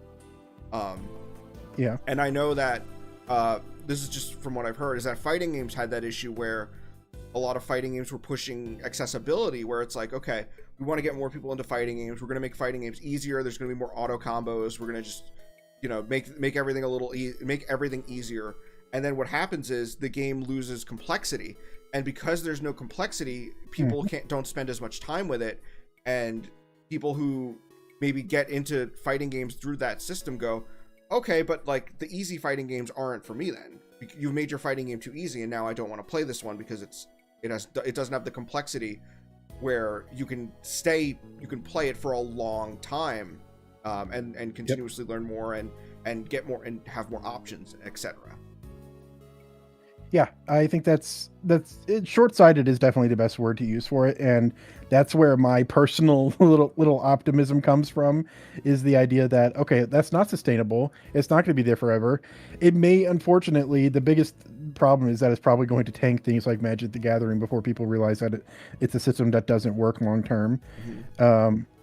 But yeah, it's and stuff like Disney, I kind of think will collapse under its own weight at some point. Like if you're working on stuff with so much overhead, eventually, and eventually people get tired of it, then what are you going to do? It's just going to collapse. The thing with Disney is Disney has like spent its entire history teetering on like collapse, and they've always come back. So like they have. I don't know. I feel like there is a point where it's just like, okay, we've reached every new person we could, though, at this point. Now what? I feel like the only thing that would actually tip Disney over is like if a meteor fell on Disney World or something. This is why I should learn more stuff about bubbles and things, because that's like I think it's like kind of how the housing market crashed, is like there's just not enough new people coming in to buy houses that it just couldn't like keep up the same kind of explosive growth, because there's just like, well, where's the new people supposed to come in from? I do think there is a limit with that. I don't know exactly how that works and what the expectations of it are. So maybe I should stop talking at that point. But I still, that's kind of where my hope is coming from personally. And I think collapse might be a strong word. I think maybe like having to fully reformat and work things out, like the Disney Renaissance. Like they're like, okay, we can't make bad movies anymore. Let's find a structure that actually works and to usher movies into a new golden age. Why not? Like I'd be happy with if it was something like that where they're like realizing, oh, okay, we got to actually have like new and unique ideas. We got to like get specific creators with these strong ideas and we got to give them more control, and that will usher in a new age of peace and prosperity among the world. Like I'd be happy with that. That's what I mean by collapse. It's just like a collapse of this current structure of let's appeal to everyone with everything. Mm-hmm. I don't think that's how it should work. And I think that like with the diversity stuff, I don't want to get too much into this because like that always causes problems. But there's complaints about forced diversity, There he and I goes. do not think it does. There Ben goes again. Yeah, but I think like that causes an issue where it's like even the people who benefit from that aren't getting like actual like diverse characters. Like you don't get minorities getting the full representation because they have to appeal to everyone. It's like, okay, I'd much rather read a comic done by a black person or a fully black team or a woman, and get those perspectives directly from the source, get those indie ideas from them because they've got their own story to tell. Whereas if it's Disney, they've got the one corporate idea to sell me, and they can put black people in it, but it's not a black person story. They can put women in it. It's not a woman's story. They can put gay people kind of in it, but it's never going to be a gay person's story. They're easily editable out for Russia. Yeah. So it's like, it does a disservice to everyone basically is what I'm saying. Mm-hmm. And that's why I have my issue with it. So that's why I love the idea of indie being the next big thing. And if Disney eventually quote unquote collapses and needs to lean into indie projects or like, like stuff that's more independent, or just giving power to independent creators more so, Mm-hmm. then I would love that. That would be awesome. That's what I would want to see. Okay, but are there going to be hype moments in Aura? Yes, there's so many indie creators. There's so many black, gay, trans women that are so good at Aura, and we'll just never see it as long as Disney's in charge. That's the point. That's scary. That's scary to think of. Yeah, I know. It's so sad. I keep seeing Fern crying on my timeline, and it's so sad. You show me an image of that, and it is like that's a visceral like, no, stop it. It's like that. Someone fix this. It's like when Snoopy cries. It's like, oh my god.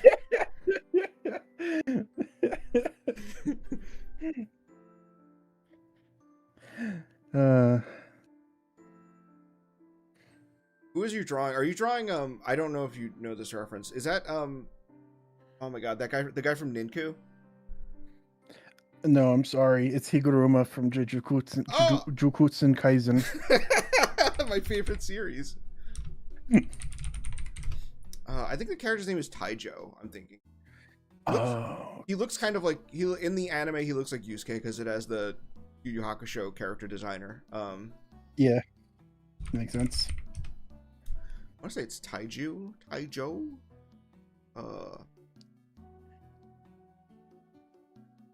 What is his character's name? I don't know. That's a low-key Simpsons reference. No, that's Toji is a different character. Yeah, that Simpsons bit has just become how I say I don't know now. That's the only way I can say it. Like that's the best way to say it. I'm sorry. They perfected it. Like how else do you like get across that you don't know something so perfectly? True. Absolutely true. Looks like Aaron Yeager. Man, I guess this is something that's been on my mind a bit. It's just like an art thing that I've been thinking about. It's like there's so many like generic character designs, and yet like how do you make there's millions and millions of characters out there that have been drawn. How do you make someone that's unique? And it usually is just like drawing a character with whatever features in your own style, and that's what makes it unique is mostly the style at some point. Like, I mean, classic. You can do what manga authors. I'm trying to think who was like the first. Because you know, there are manga authors who would like just draw celebrities, and just like sort of yeah, steal, like not steal, like it's just a caricature, but like, you know, just like how like every Fist of the North Star character is like a caricature of a celebrity somehow, right? yeah. And there. I'm trying to think. I know there was a manga before Fist of the North Star that did that, and I can't remember what it was now. Gantz. Gantz, yeah, Gantz predating Fist of the North Star. I always forget about that one. Yeah. Gantz is the oldest anime I've ever known. The Gantz guy is so funny. Do you follow him on Twitter? Nope. Okay. I don't follow anyone. Yeah, on Twitter. if you do, and then you wonder why your feed is full of AI, that's why. It's AI of his like own drawings. He just keeps feeding his own drawings to AI. So it's like, I don't know. I guess I don't know if that's considered generative AI, but he just keeps making AI images of his characters. He has always been someone who's like, I hate drawing. I will do everything in my power to draw less. Because like his first manga had CG models in it. And then like Gantz, all the backgrounds are like photographs. Yeah. Man. But yeah, that's my thoughts have just been like the style is kind of just what makes a character unique at this at a certain point, especially if it's a generally more realistic or generic design. Mm-hmm. I mean, that guy in a suit. That was why I mean that's why the star system was a thing, where it was like they expect you to draw so many characters. Yeah. Like, okay. Well, the thing is, I like designing characters a lot, so I guess it just depends on like where your strengths lie in general. Like if you feel like you have like this very like kind of, I don't know, realistic way of depicting characters, and there's like a limited number of ways you can draw them, sure. If you're someone like Oda, where you can just like slap on a weird nose to a character that's never been seen before, then sure, you can make millions and millions of characters. But if you're going for something that's like simple and just like that's it. There's only these so many different types of face types we have. There's only so many different hairstyles we have, without it looking like weird and crazy. Then yeah, at that point, a star system would definitely be beneficial. Kids these days don't say star system; they say reusing assets. Yeah. Yeah. The thing is, whenever I see star system written out, like the first time I saw it, like, and I think you were there for it when I was talking about it. It's like, what is star system? It was. I think it was Toby Fox like, said it, and you didn't know what it meant. Oh yeah, yeah. Because I couldn't like piece together. It's like, oh, like a Hollywood star. I was thinking like a star system. Oh, it's a system based on those big balls of gas in the atmosphere. Of course, they're not in the atmosphere, beyond the atmosphere. Yeah, and I didn't understand what that meant. It's like it's not a term that's very it doesn't immediately invoke what it's talking about, unfortunately. I think that's why it doesn't stick very well. I think it's also because like Hollywood doesn't really have a star system anymore. So they've only got the 3 stars. Like that's it. That's what Hollywood is nowadays. Who are the 3 stars? Robert Downey Jr. He's in what movies is Robert Downey Jr. in? He's going to play Dr. Doom. Jason Momoa is everyone now, and Jack Black. It does. I don't know. For me, it feels like they always have these a limited number of people that are in their most famous movies, and they just cycle through them. Chris Pratt is everyone. What was the movie before Iron Man? I think it was The Shaggy Dog. Well, that was after Iron Man. He became one of the only people in Hollywood. No, I thought The Shaggy Dog was like, because he had like a history of like really bad drug use, and then like I thought The Shaggy Dog was like them being like, hey, you're clean now, we'll give you a shot with this kids movie. Isn't that what happened? Oh, okay. I think so. I think I'm gonna look it up. I was talking about something different. What were you talking about? Ryan Reynolds is one of the few stars. Yeah, Denzel Washington.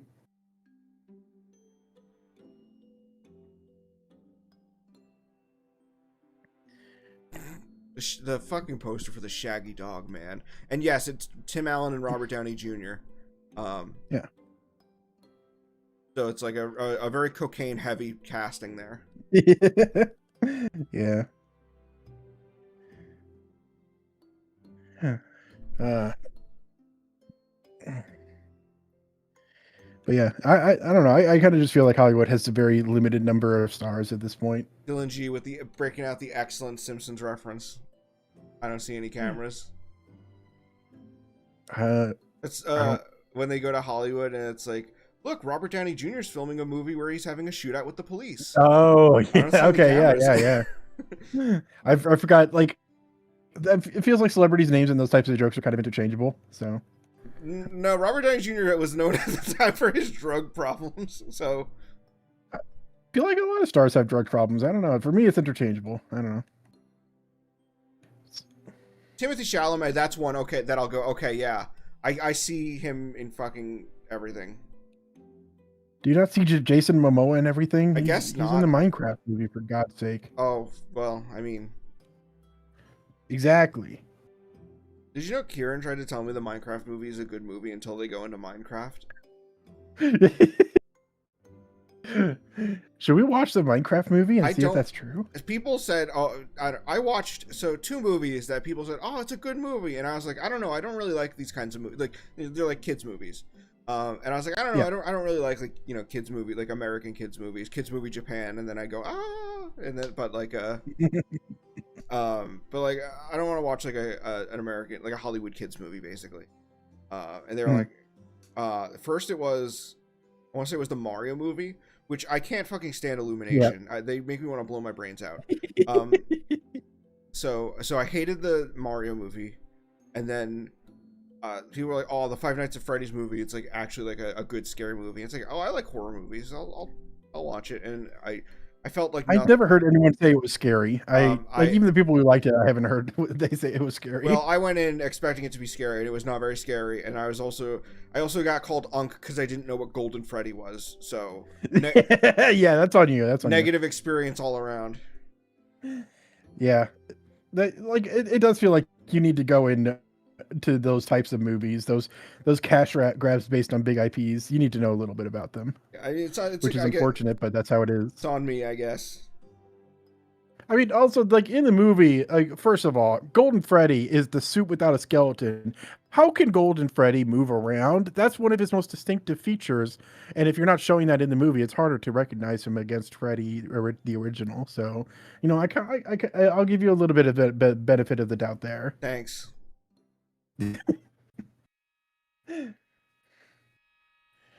But yeah, I get what you mean. Like they are serviceable, and people expect them to be horrible, terrible. So I think it's just like, oh, it was a decent movie, therefore I like it, and I'm gonna say it was good to people who ask. I also think then you end up in situations like this. It seemed like people who maybe if you played like the Five Nights at Freddy's game and it came out like when you were young, like it. I was 21 and I'd never played the games. So, well, I don't think most Five Nights at Freddy's played the games, but I'm sorry, I've never watched Markiplier play the games. There you go. I never watched the game theory videos on it. I watched the one where he fucking said it was based on an actual. Where he said it was based on an actual murder. It's like, wow, like this is that was bad form. That was really bad taste, huh? Yep. Yeah, I don't think he did that again after that. He did other stuff that was in like bad taste, and he never seemed to realize why, because he like at like the height of COVID, when like we didn't really, where it's just like it seemed like things were only going to get worse. He made a video where it was like what Mario character would be best survive COVID, and it's like people are like really concerned about this right now. Yeah. And so he was like, his response to that was he censored the word COVID and then photoshopped a mask on Luigi's face. And it's like, no, you misunderstand why people don't like this. No, that's pretty funny. I think that was kind of okay. In retrospect, that is really funny. I have to give it to him. No, I don't actually think it was funny. I think a lot of people kind of died from that, and it was pretty unfortunate Like especially like overall. especially like I mean timing, right? You know, you know, Yeah, yeah, maybe in retrospect, if it was a little later, things were calmed down a bit. Maybe people could go, ah, you silly out of touch person. yeah. It's like 9/11 jokes are fine now, so give it 20 years, and then make your jokes about it.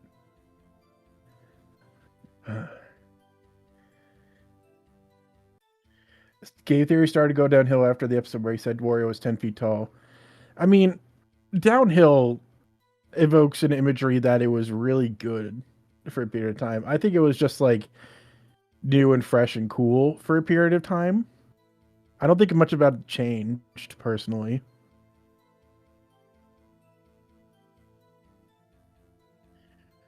But what do I do? I haven't watched that for 10 years. I do remember game theory was like on there is an old Kerber blog from like 2014 where he talks about like, oh, I was talking to my friend Matthew Patrick, he's from the channel Game Theory, you should definitely check it out. Yeah. I think he was like 40k subs at the time. Hmm. And I think about that as like gauging. I Yeah, remember, that's fun. I also remember it was, and this is something that bugs me, is that he definitely intentionally overcomplicated his scripts to make them sound smarter than they were. Oh yeah. Because like I think about, he had one where it was like, how big are Bakugo's flames, and it was like, first we need to determine Bakugo's height, and it's like, so we'll measure the width between his eyes and then compare that to this, and we can figure out a person's height through this process. And it's like, he has a canon height, like you can just like you can actually just look it up. Like you can actually just go to the wiki, and there you go. Well, not fandom wiki. That place is horrible. Don't do that. I feel like fandom wikis didn't used to crash my computer every time I went to them.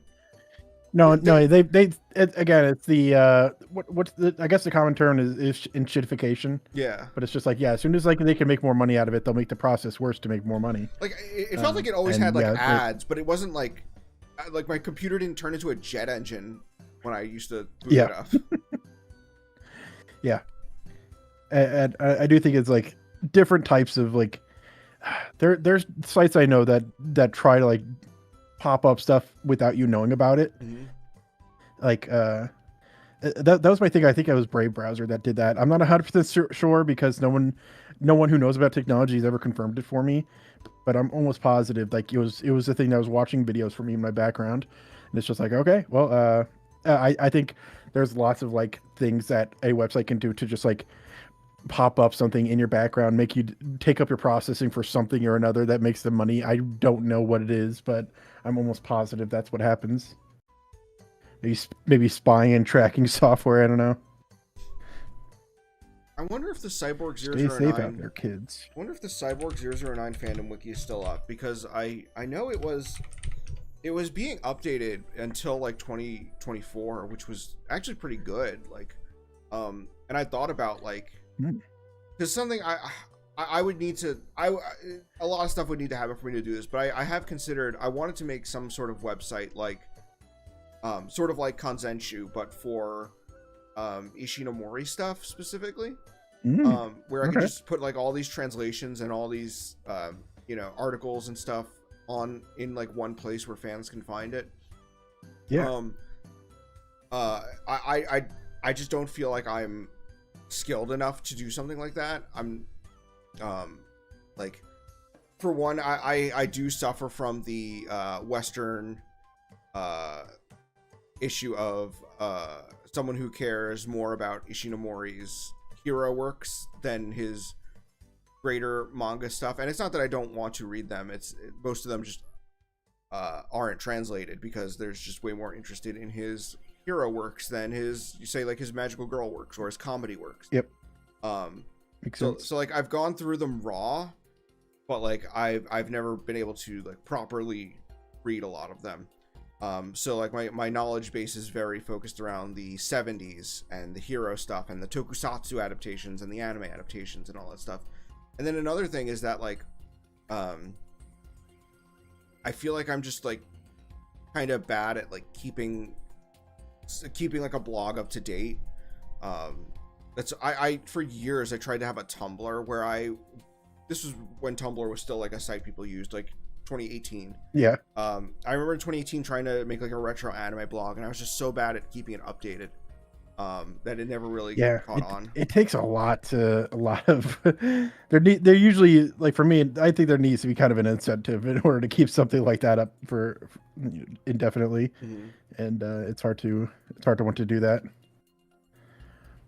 There's a lot of people who have that kind of dedication that I admire, but it's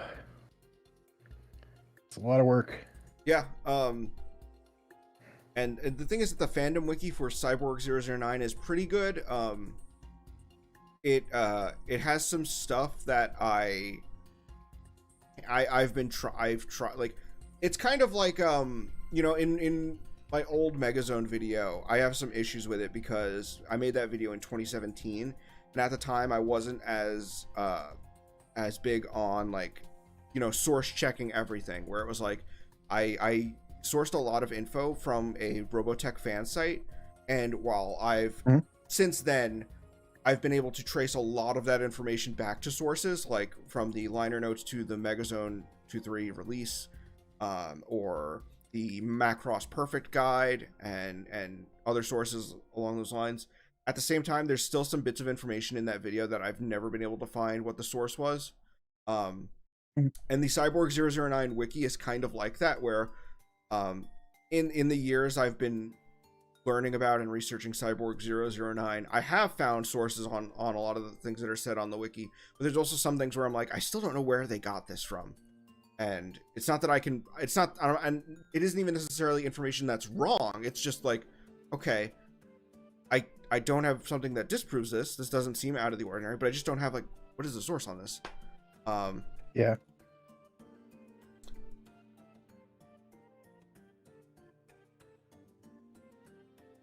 Oh.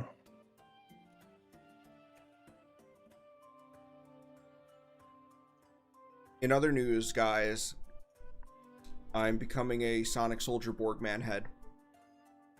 We knew it would happen someday. Here it is. Yep.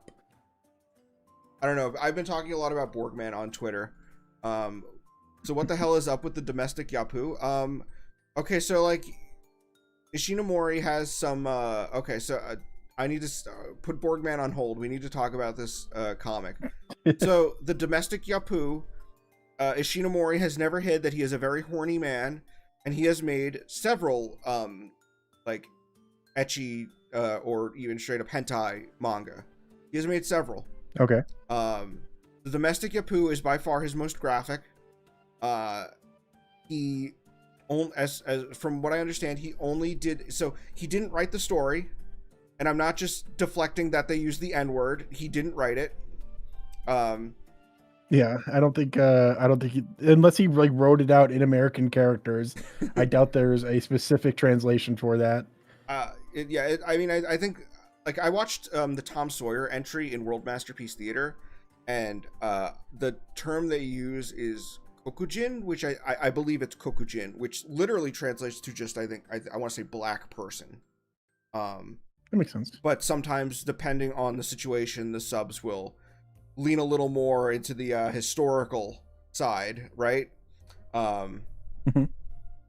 So I'm gonna guess that in Japanese maybe the katakana just uses kokujin, but, like, because it is a it is a hentai that incorporates elements of race play, they were like, oh, well, we gotta translate it this way. Regardless, he did not write it.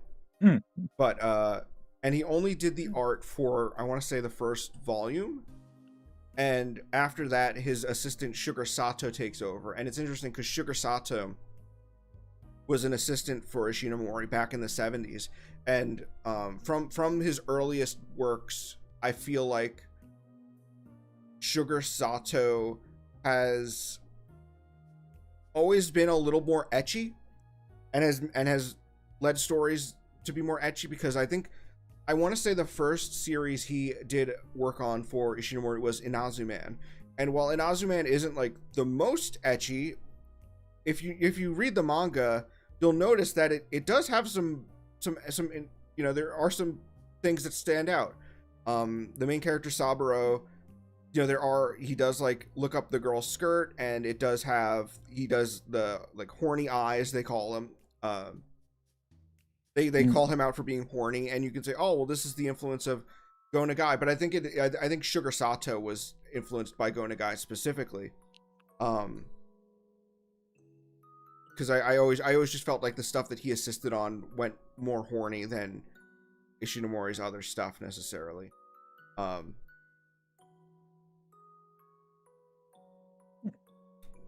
Sugar Sato, I believe he also did the art for, I want to say he also did the art for the God's War manga.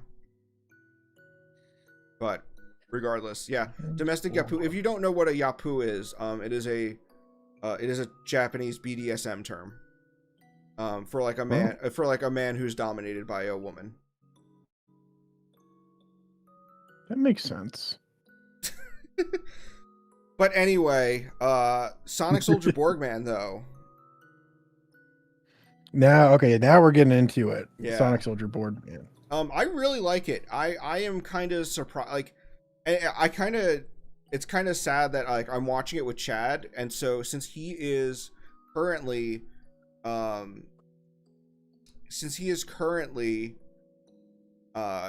visiting his family because his sister is getting married, so they're going on a cruise for her wedding. He's going to be away for like a week and a half, and so I cannot watch Borgman, which is very sad.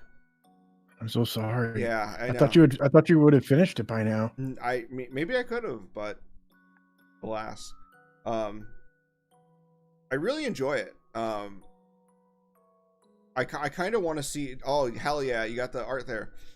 I kind of want to reach out to two people involved in it that seem to be active on the internet, and you should be able to get in touch with, which I want to try to get in touch with them, are Kia Asamiya. Kia Asamiya, who was the character designer of Borgman, and he's also the mangaka behind Silent Mobius.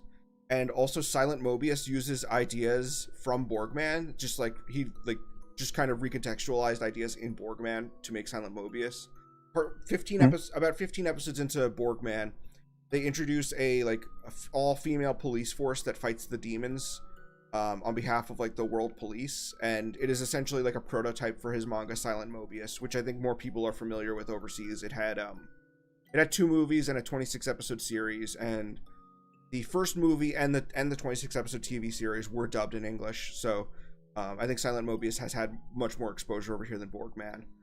As far as I know, Borgman only had one OVA that got dubbed, and it's an ADV dub from 2003, and it's pretty bad. I haven't gotten that far in the Borgman timeline, and all the Borgman stuff is connected, but I popped in just to hear what the characters' voices sounded like, and they were calling Rio Ro, so that's a good sign.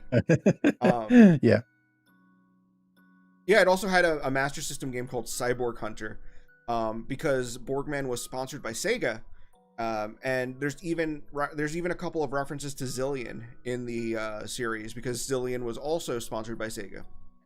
In fact, the main characters, the trio's dynamic seems to be inspired by Zillion. That's actually something I wanted to ask either Kia Asamiya or Hideki Tsunoda is the other one. He was a screenwriter for it, and he's been pretty receptive to fans online, so I wanted to try reaching out to him.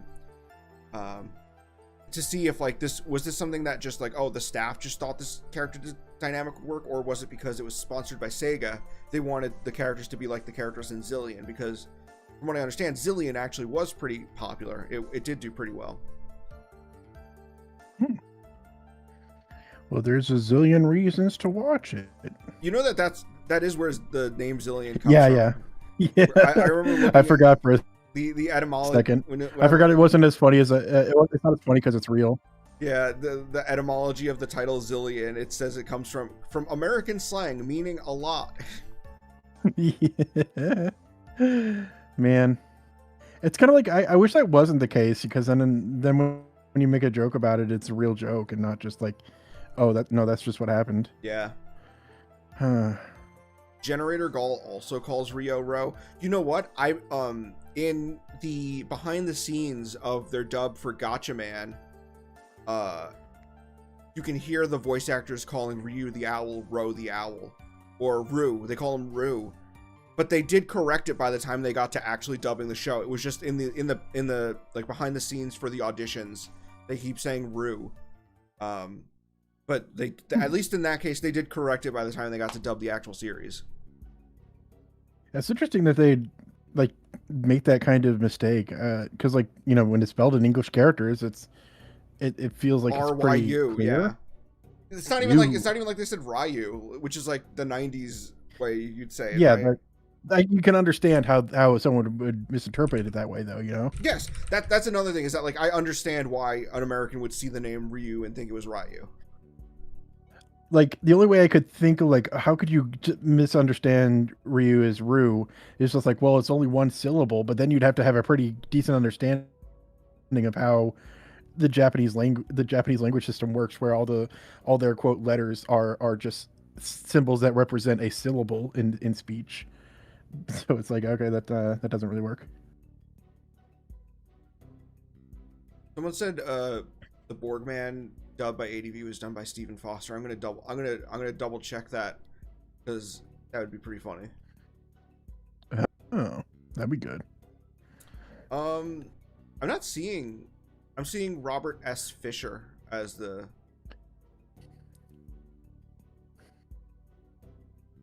Do you think they lied? Uh-oh. Are you spreading misinformation on the internet? Uh-oh, you can't do that. You're gonna get canceled. I'm going to kill you.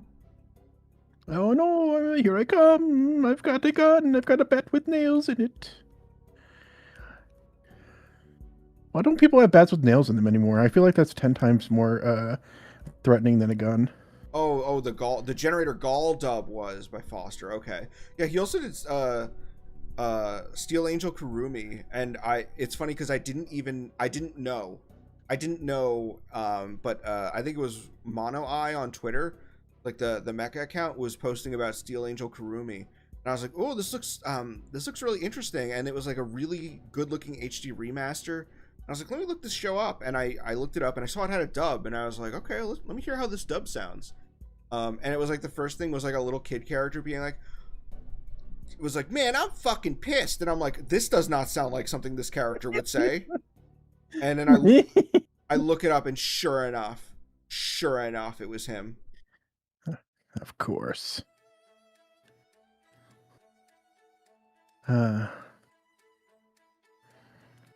Well, at least it convinced me that anime was not kid stuff. They did. It's, oh my god! If the iconic Izzy Boy was here, he only just discovered that ad. He is 19. So he didn't grow up in the ADV era. He's also British, which is disgusting. But he just discovered. I forget what it was, but he ripped some DVD from ADV, and it had the not kid stuff trailer on it, and he was like, I found this, or nice. sorry, let me do a better. I found this trailer, it was pretty funny. That's my little Izzy Boy impression. No hate to Izzy Boy. We need someone who's willing to call out Ben for his avatar looking too much like Shapes'. No, doing the iconic Izzy Boy who created he created Joey the Anime Man's avatar. Ben, can you? That's an adorable girl character there. That's a very cute girl character you got there. Yeah. Can you pull up Joey the Anime Man's avatar, where it's sure. It's Enjoy the Anime Man. Not to give too much away, but the one I'm talking about is the one where his face is edited on Jesus Christ. Oh, I'm still working on it. I do know that people. I think I did tell Ben about people thinking Akira was for kids because they talked about it on the Anime Business. I think it was it Jerry Beck who said that he did like the showing of Akira to investors, and he like had to he did a big speech where he's like, this isn't for kids, it's very violent, it has sexual assault, and there's a lot of there's cursing in it. So please be mindful that while this is animated, this is not for kids. And then as soon as like the first the scene of the guy getting shot happens early on at the beginning of the movie. They stand up and go, "How are we supposed to sell this? This isn't a kids movie." Yeah. They probably didn't care. Okay, is this it? Yes, that is it. That was edited by the iconic Izzy Boy. Dang. It's impactful. Yeah, no, like that's good. And yeah, I listen, Izzy Boy. I'm taking their input very. It's very important to me. Like I am absolutely going to be changing my avatar because I get complaints like that from people like him, her, them, Izzy Boy's theys, a boy. whichever's. Is you never a boy can be a they. A non-binary individual calling themselves Izzy Boy? What? That would be absurd. Yeah, gender has evolved beyond your understanding at this point, John. That's okay. That's definitely true. All right. So the point is, I am going to be changing my avatar. Like that is kind of like the last straw for me. I need to update it somehow. The problem is, I can't find a way to do it. So I'm just struggling right now. That's what phase I'm in. Why don't we figure out a new avatar? This is Okay. What should Ben's new avatar be? The thing is, I like raccoon, so I was like, oh, I'll just make a raccoon. What if it was? I guess not. What if it was Raccoon from Dragon Ball Z? Oh, I could do that. I really like. I've grown very fond of that design because I made a character that's basically that for my comic, my most recent comic. Hold on, let me pull that up now. Now you got me on self promo mode. I even made that animation out of it. Don't you remember? This is my whole comic, really fast. Oh yeah. Yeah, look at him. I guess I could just be him, but I don't know. That's like lying. I don't want to. That's not what I look like in real life. It's mostly what I look like. I'm like really buff and cool, but I'm not quite there. I don't have the circle eyes. You don't have the circle eyes. You have a full head of hair that you're not even thankful for. Might I add? Listen, wait, was this on Good Time Zone? I'm on the internet a lot these days. I'm talking on the internet a lot. I was talking about how like, oh yeah, I've got my hair is my best feature, but everything else is kind of just like so unfortunate that it doesn't really make much of a difference, and that's like the biggest issue there. And I feel like you don't fully grasp that situation. Everything you dislike about yourself are things that can be changed with hard work and determination, like a shonen protagonist. Hair is. I might disagree a little bit. Hair is not. I still might disagree a little bit. So I don't think he'll work it for an icon, unfortunately, for my avatar. Oh yeah, where's that animation? I'll pull that up too. I remember Chad, like you actually got Chad to do something because he wanted to reply. He actually animated something in response. Oh yeah. You actually got Chad to do something. That's gotta be. That's amazing. I feel like he does kind of have like a need to one up. Yes. Or not one up, but I think he gets insecure when people do cool things that he is capable of doing and doesn't. Mm-hmm. I think that might be a more generous way of putting it. Let's see. Is it this one? Yeah. Look at that. It's all rotoscope. Don't actually think I'm a good animator. But it's I was really happy with how it came out. Look at him go. Oh, I don't think it's playing on the screen. Hold on. Oh, really? Wait, I thought I shared my whole screen and not just my I have the studio program. I have the oh no, there it is. Okay, the stream was just delayed. Okay. Yeah, and then I don't have the thing that Chad did. Let's see. But I also did, I think it was these? Yeah, that was my response. Because he animated a character as a horse girl. And so I animated in response my own horseless version of that girl and without no ears, no horse stuff, and had it punching the horse version in the face. It was a very petty rivalry, but it inspired lots of animation that day. Oh yeah, also the impact frame.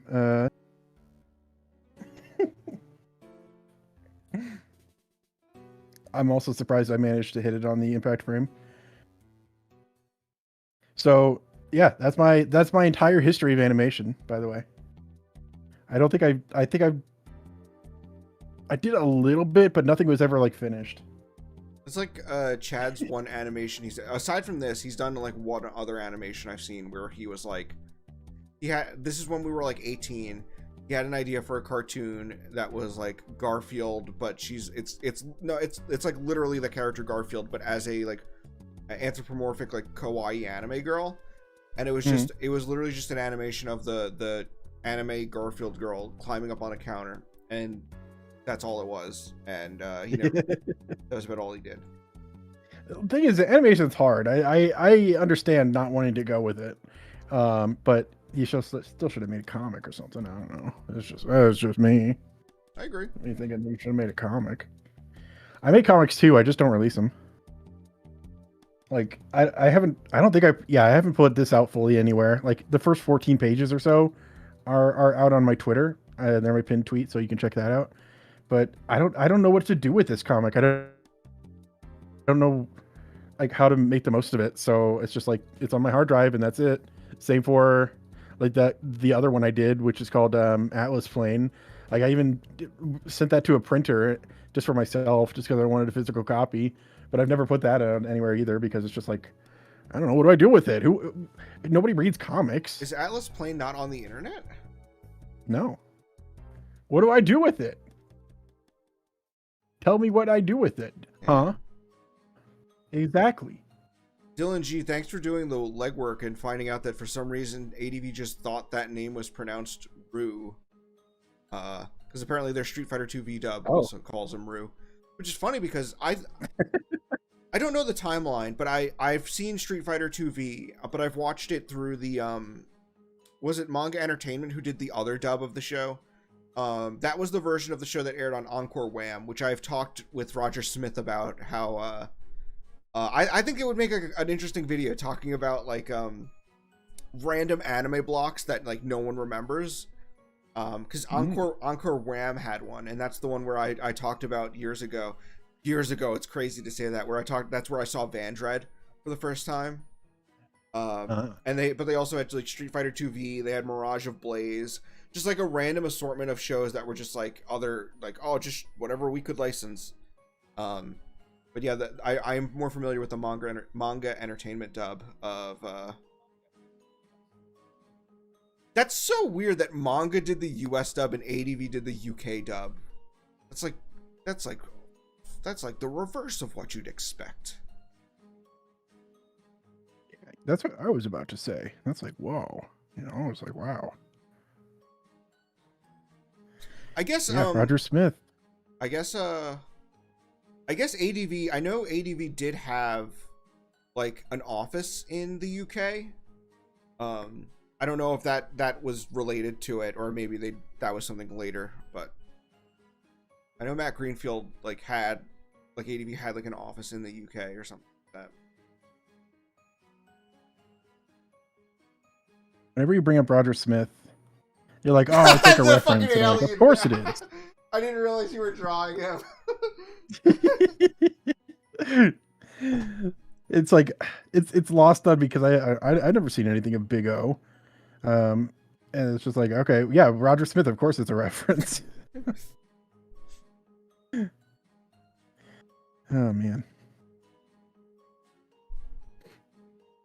But yeah, that was an idea for a video, and I think it would actually work. Which is the weird. Everyone knows about Toonami. Everyone knows about those anime blocks. But like I want to do something about like the weirder offshoot anime blocks, and Encore Wham was the one because I watched a lot of that, and I even rewatched all of Mirage of Blaze, and Mirage of Blaze is really bad, And also, Anime News Network has it labeled as smut on their encyclopedia, which I don't know why. It does have like yaoi like undertones, but it's not like there's like hardcore fucking. In fact, I went in thinking there would be hardcore fucking because it was labeled as smut, but like no, it's just like, oh, there's like it's like, you know how like in Japanese media when they do gay characters, it's never like overt. It's always very like, it's like subtle. Yeah. It's a lot like that. So I don't know why they have it labeled as, and there's no like sex or anything. It's literally just character relationships, and like characters having like romantic. Huh. Is it not like overtly like tonally sexual? No, it's a reincarnation story similar to like similar to like Please Save My Earth. So it's yeah, it's about like a series of characters who are like reincarnated of characters from ancient Japan, and then like, oh, they're trying to live their current lives, but like elements of their past lives are coming back, and they have to deal with having these relationships with characters who they don't know in their current life, but have had these like extraordinary experiences with them in their past lives. And it's about how that story unfolds. I'm not a particular fan of those types of stories, even like Please Save My Earth, which is considered one of the most popular ones of those. So like Mirage of Blaze didn't really do anything for me, but I thought it was really weird that that Anime News Network had it labeled as smut. Yeah, it is pretty weird. I think smut is like a sort of bad label, even if you're talking about like hentai. Like, smut definitely has like a certain connotation to it, where it's just like, okay, there's no class to this at all. Yeah, you're being like really dismissive of it. Yeah. So to watch through Mirage of Blaze and be like, that was labeled as smut, I was like, I don't know. I wonder if that was just like, maybe they read a synopsis or someone else's take on the series and it was not accurate to the content of the series. Maybe, yeah, I don't know. Dealer Truth said Vandred was on Encore. I know, I said Encore Wham. That's what I was talking about. That's what I was talking about.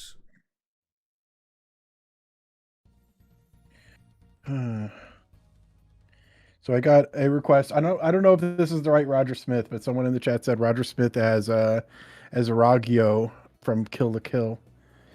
I don't know who Ragyo is specifically, but Ragyo I'm just like, Kiriwin? I typed in Ragyo, Ragyo Kiriwin. Kiriwin. Yeah, and maybe they meant the other Roger Smith, but it's too late now. So now that's what I'm drawing. Okay. I like Ragyo. Ragyo. She's like Cyrene from Devilman, but like a hot mom.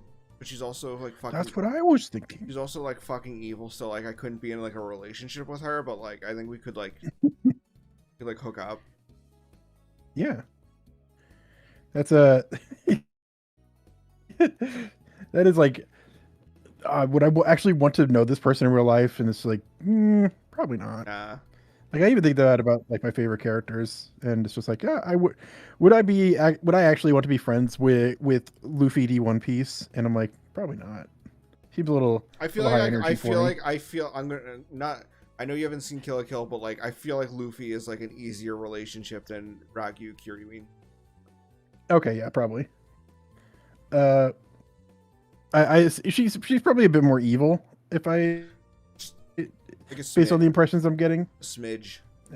A smidgen, yeah. Okay. Yeah, the hardest part is conforming the hairstyle to match this big alien head. I think that works. And then his lipstick, so put that on.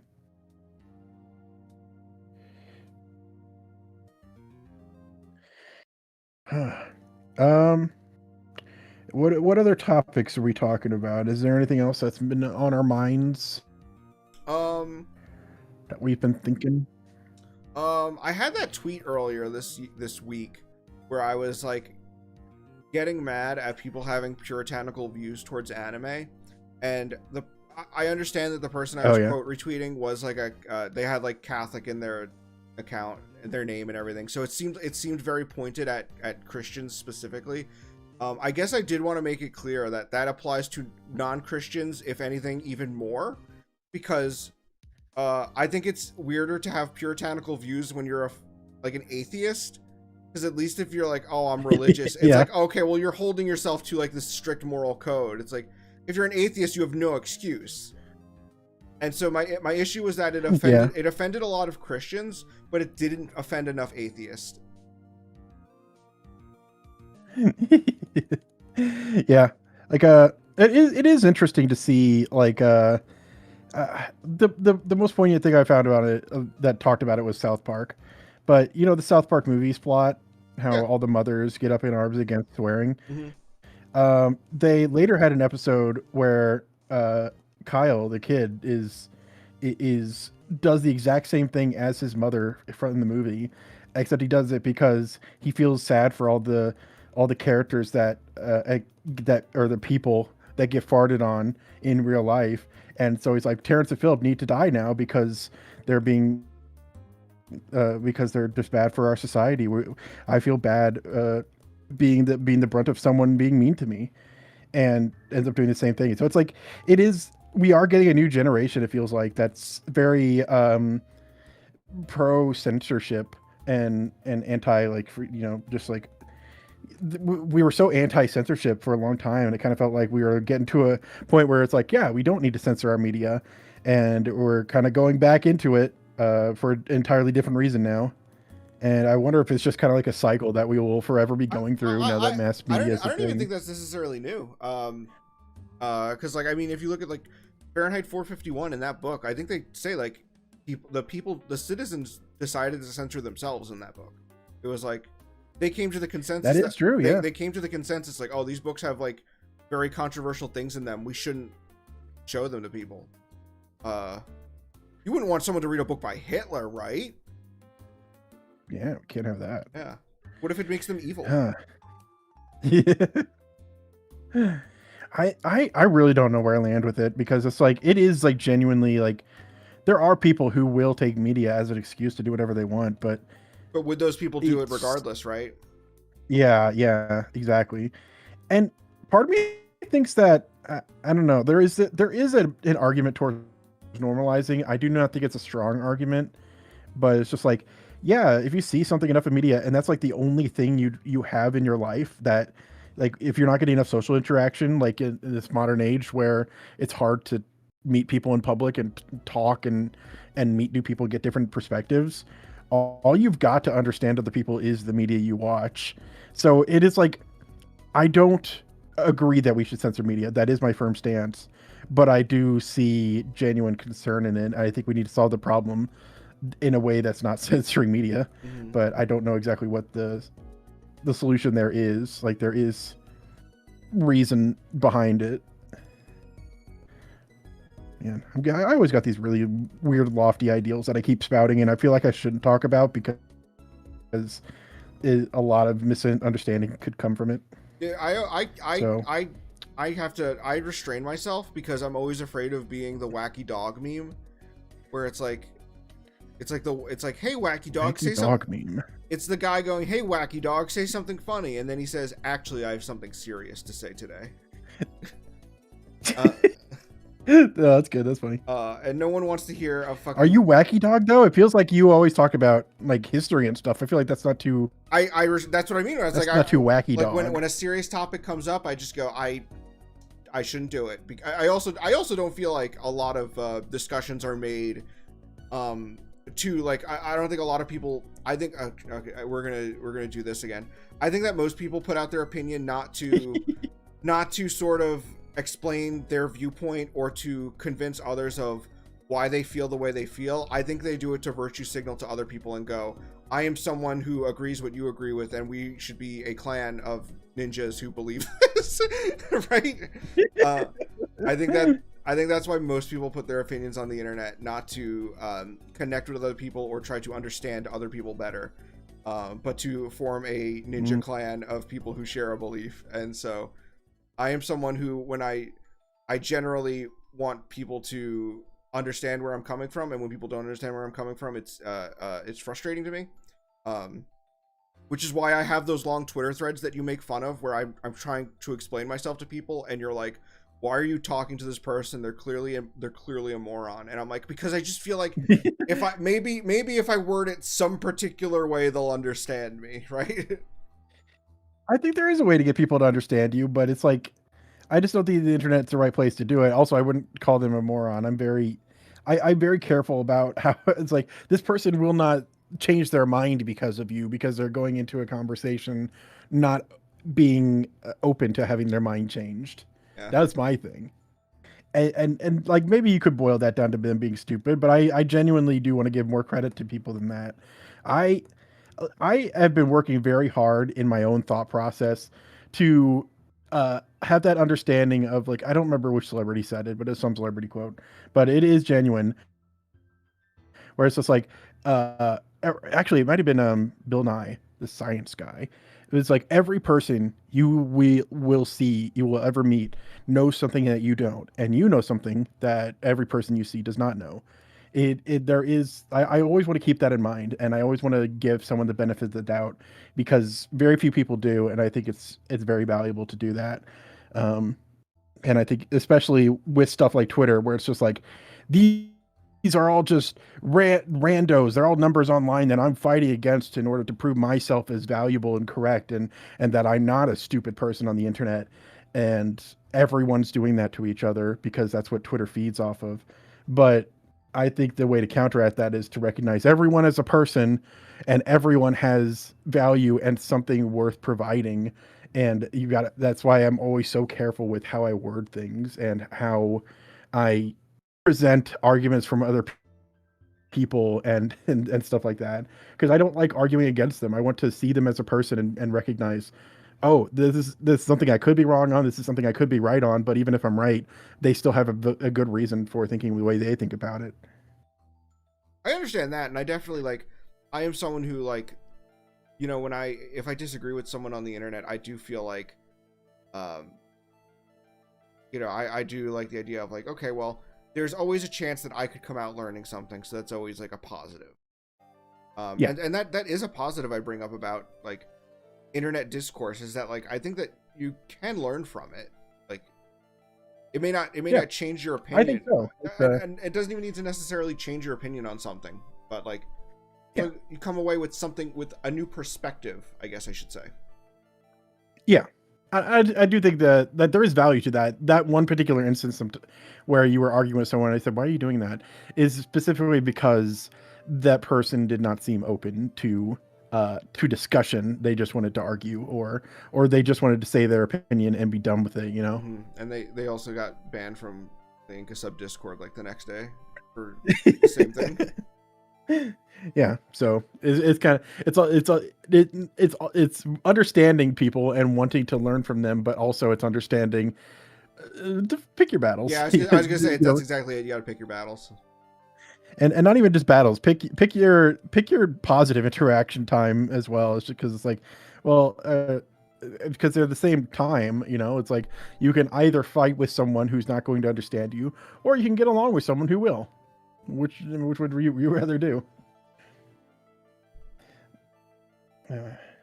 Chad just added me on Discord. So like I mentioned earlier, he is in California visiting his family because his sister's getting married. And he sent a picture of Catalina Island, and he said, "I'm glad that Dagger of Kamui and Golgo 13 invented Catalina Island." I thought my followers would appreciate that epic anime reference right there. I think it's funny as a joke. I don't understand the reference though. I'm sorry. Catalina Island. It appears in both Golgo 13 and Dagger of Kamui. I figured as such. That's the joke. I figured as such. Yeah, I always like those jokes that you see where it's just like, oh man, look at this Japanese person being so cute. I wish Japanese people were real. It's just like, yeah, same.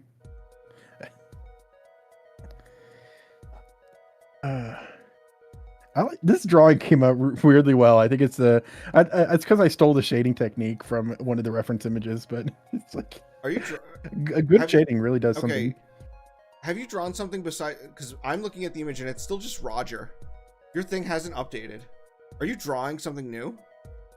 It's Roger. Roger as Raggio. Okay, okay, maybe drop. Yeah, is the stream not updated? Yeah, it's not your specific stream isn't updating. Hold on, let me try something. I'm gonna try. That's interesting. Let me see if I can. Yeah, you're taking it from Discord. Um, So is like Discord not updating my stream to you? I guess not. Hold on. Let me see if I can. If I can. I mean, I could try stopping it and starting back up again. Yeah, do that. Okay.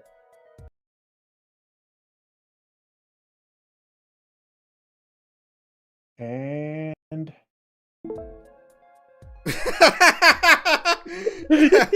Oh. Okay. Oh man, I'm surprised you didn't see any of that. Wow. I thought you were just gathering materials to prepare for your drawing.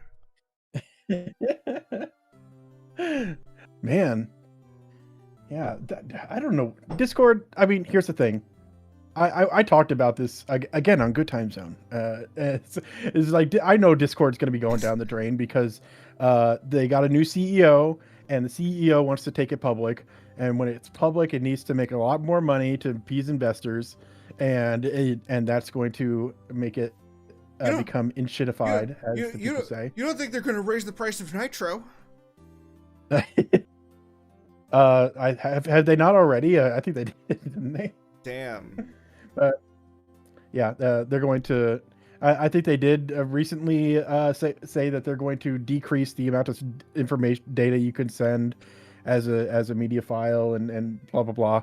It's just like, yep, okay, things are going to keep getting worse. They're going to keep lowering the amount of data we can send back and forth. It's going to have more and more problems. But we'll find a new one soon enough. A new communication program. Oh yeah, and just to remind everyone, if you send a super chat, I will read from this joke book. Yeah. I'll throw out another freebie. This is listed under the portion just titled Great One-Liners. Oh, good. Welcome to Utah. Remember to set your clock back 20 years. Oh, I get it. That's funny. I wish I could hear more of those. Yeah. If only we got super chats. Yeah.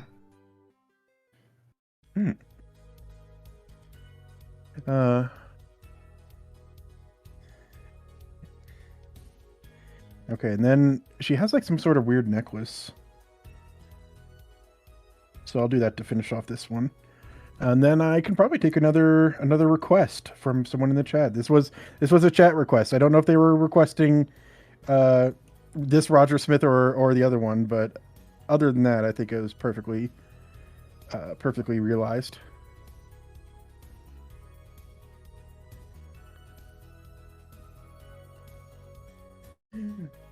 There are only two things I dislike about her. Her faces. Her faces? Because she's two-faced. That's C. Oh. It's because one half of the face is in shadow and the other one is in slightly less shadow. I was reading from the joke book. Oh. That was a pretty good joke. That was pretty good.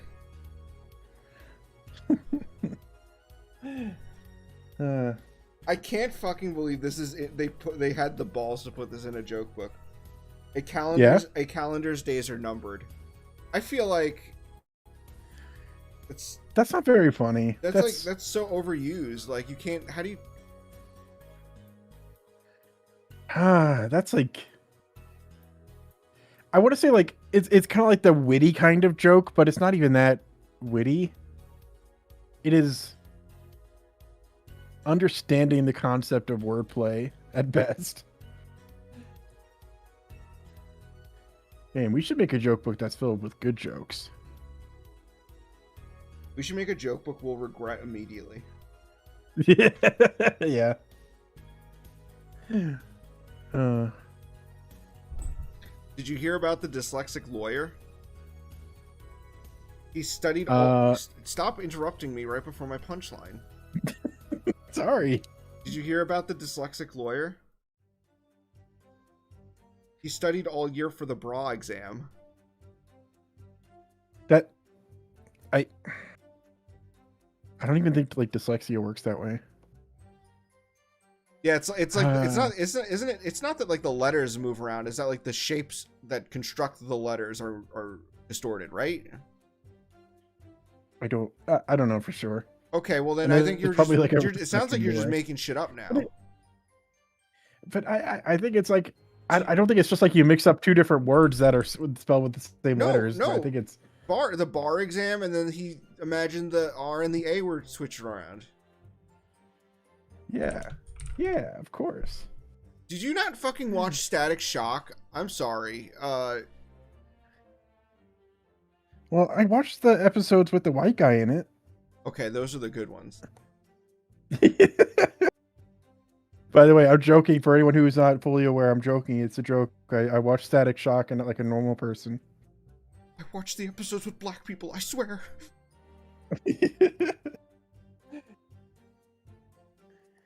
Man,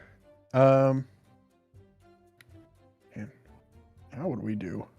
I feel like I've drawn everything. Roger Q. Ewing. What else is there? I like that girl's face overlaps with big challenges. Yep. Wow, it's big challenges.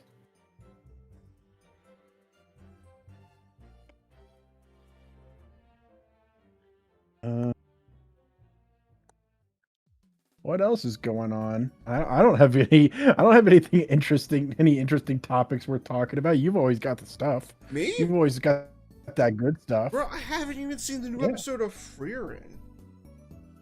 Yeah, we need. That's what I should draw this ad for your in. Yeah, draw Sad Freerin. Draw her crying like Snoopy. Okay, that's good. Let's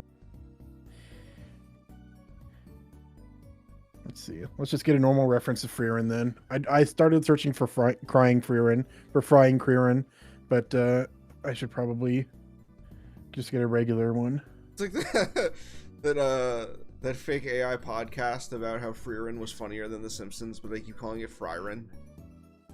Oh yeah, yeah. We this was in the earlier days of AI, and there was a site where you could input just like I think it's meant for studying, but it's not really good anyway for that. You put in files.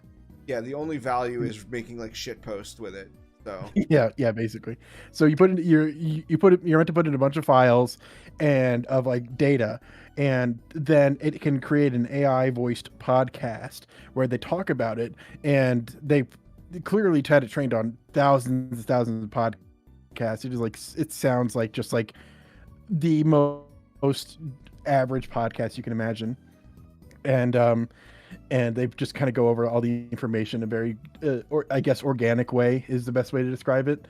But then you could also just put in the MP3 file of a made-up song about Freerin being funnier than The Simpsons, and then they'd have to take it seriously because, I mean, that's all they got. They need to talk about how Freerin's funny. It's funnier than The Simpsons, even if they don't know what Freerin is or how to pronounce it. Freerin.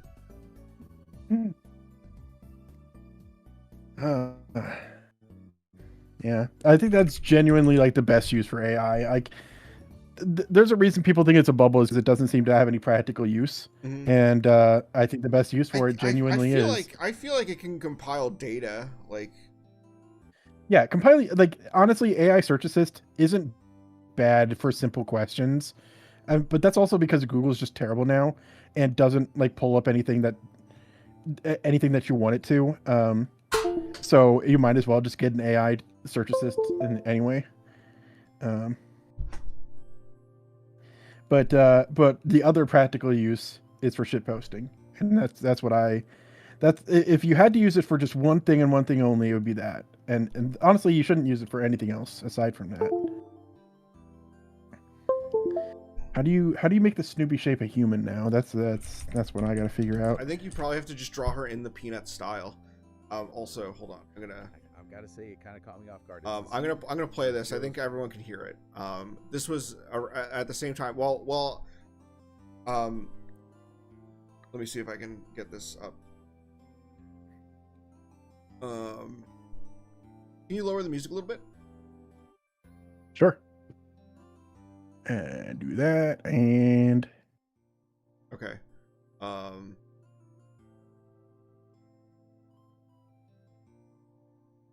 do you want it lowered or off? Just lower it. I'm gonna play a video real quick. Okay.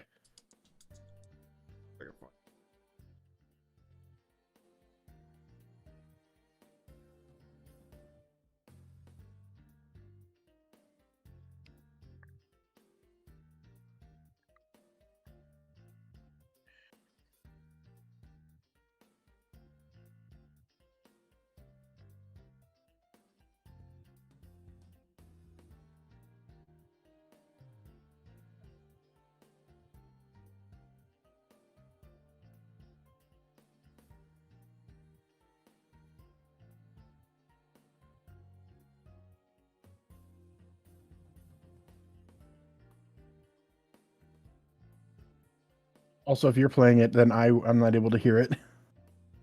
Tell me if you can hear this. I'm gonna play it. This was a podcast I made about Grazer X. I mean, there's no way I could hear it. It's the scene you're not sharing where anything Joe's to me? placed in the anti-masturbation cross. Ah, yes. And I've got to say, I mean, it's a pretty strange scene, and it's not something that you'd expect to see in a modern anime, I don't think. But I guess I'm just curious, like, how common were these types of themes in anime in the 70s? Well, I think this is a really good example of how a lot of Go Nagai's work can be interpreted Okay. in a lot of different ways. Some people. Let me see if I can get this to show for you. Let me share my. Share your screen with me or something. Yeah, here we go. Okay. So this was. Oh, then you'll have to stop sharing the audio from my stream. You're gonna have to mute me. Okay. My stream. Okay, I got this. You got it? Yeah. Okay. Okay. Here we go. I've got to say, it kind of caught me off guard. It's the scene where Joe's placed in the anti-masturbation cross. Ah, yes. And I've got to say, I mean, it's a pretty strange scene, and it's not something that you'd expect to see in a modern anime, I don't think. But I guess I'm just curious, like, how common were these types of themes in anime in the 70s? Well, I think this is a really good example of how a lot of Go Nagai's work can be interpreted in a lot of different ways. Some people see it as like dark humor, just like absurd and pushing boundaries. Other people view it as like social commentary. Oh, so like a reflection of the anxieties of that time? Exactly, yeah. And maybe even reflecting like anxieties about societal expectations around sexuality and stuff like that. See, that's interesting because our source even goes so far as to say, like, maybe this is Go Nagai's way of like dealing with some of the criticism he's received in the past. Oh, yeah, for sure. Because, he's known for making hentai. Yeah. Which yeah, for listeners who might not know. Yeah. Hentai is a type of adult anime. Right. And the source uses this term gooners. Yeah. To refer to fans of that genre. Right. And it's interesting because our source kind of speculates that maybe this is Go Nagai's way of like repenting for making hentai because he supposedly hates gooners. Right. But I think it's important to remember that speculating about an artist's intentions is always going to be kind of a tricky thing. It's so subjective. Yeah, and Go Nagai has such a vast body of work, like you can't reduce him to just this one controversial scene. Right, exactly. So it's important to take it all with this grain of salt. Yeah, I think that's fair. And it actually reminds me of something else the source brought up. Yeah. It's like how different people can view the same show in completely different ways. Like their whole comparison to Frieren, yeah. And how some people think it's like funnier than The Simpsons. Yeah. Which I think for some people that might be a hot take. It's a very hot take. I could see why people would get fired up about that. I've got to say, it kind of caught me off guard. Yeah. Oh, man. Like, that's like just a bit you kept going back to with your shit post, so That when you showed that podcast, it's like, okay, yeah, it's funny. The anti-masturbation cross, that's good. But then when they suddenly shifted to the for your It's Funny in The Simpsons, that really got me. That was a nice callback joke. I'm gonna start playing my music again. Go for it. I don't know if you still have me muted, but you can unmute me now. I unmuted you. I'm getting sort of Okay. I like this Fryren you got here. Thank you. I'm getting a bit of a Helga Pataki vibe. Helga Pataki. Who do is that? Hey Arnold. Yes. I never watched Hey Arnold, so I wasn't sure. Yeah, I can see that. Like I kind of had to give a little bit more depth to, because the Crying Snoopy is just like either just this, or it's the side view and it's really flat, like there's no like mouth shape to it, but I needed to draw the other ear, otherwise it would look really weird. So I had to give her a bit more depth than the typical Peanuts style.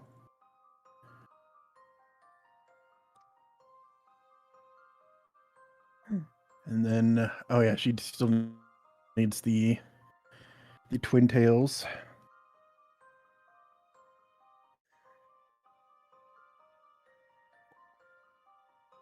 And art is great. I like drawing Krang Fryren. Hell yeah. Fryren, sorry. Do Peanuts characters not have tongues? Is that like in the story Bible? I'm seeing this one here. Hold on. Let me just and paste. I saw this one.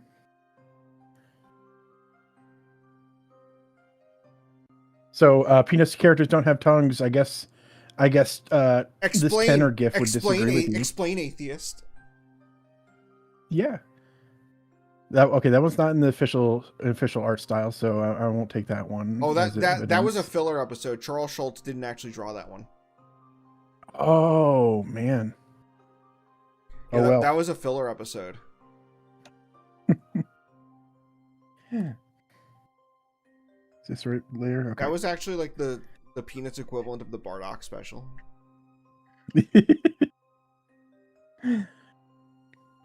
Okay.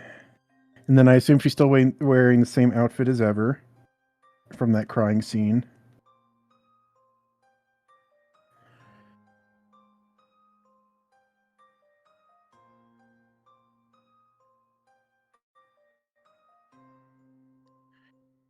Here we go.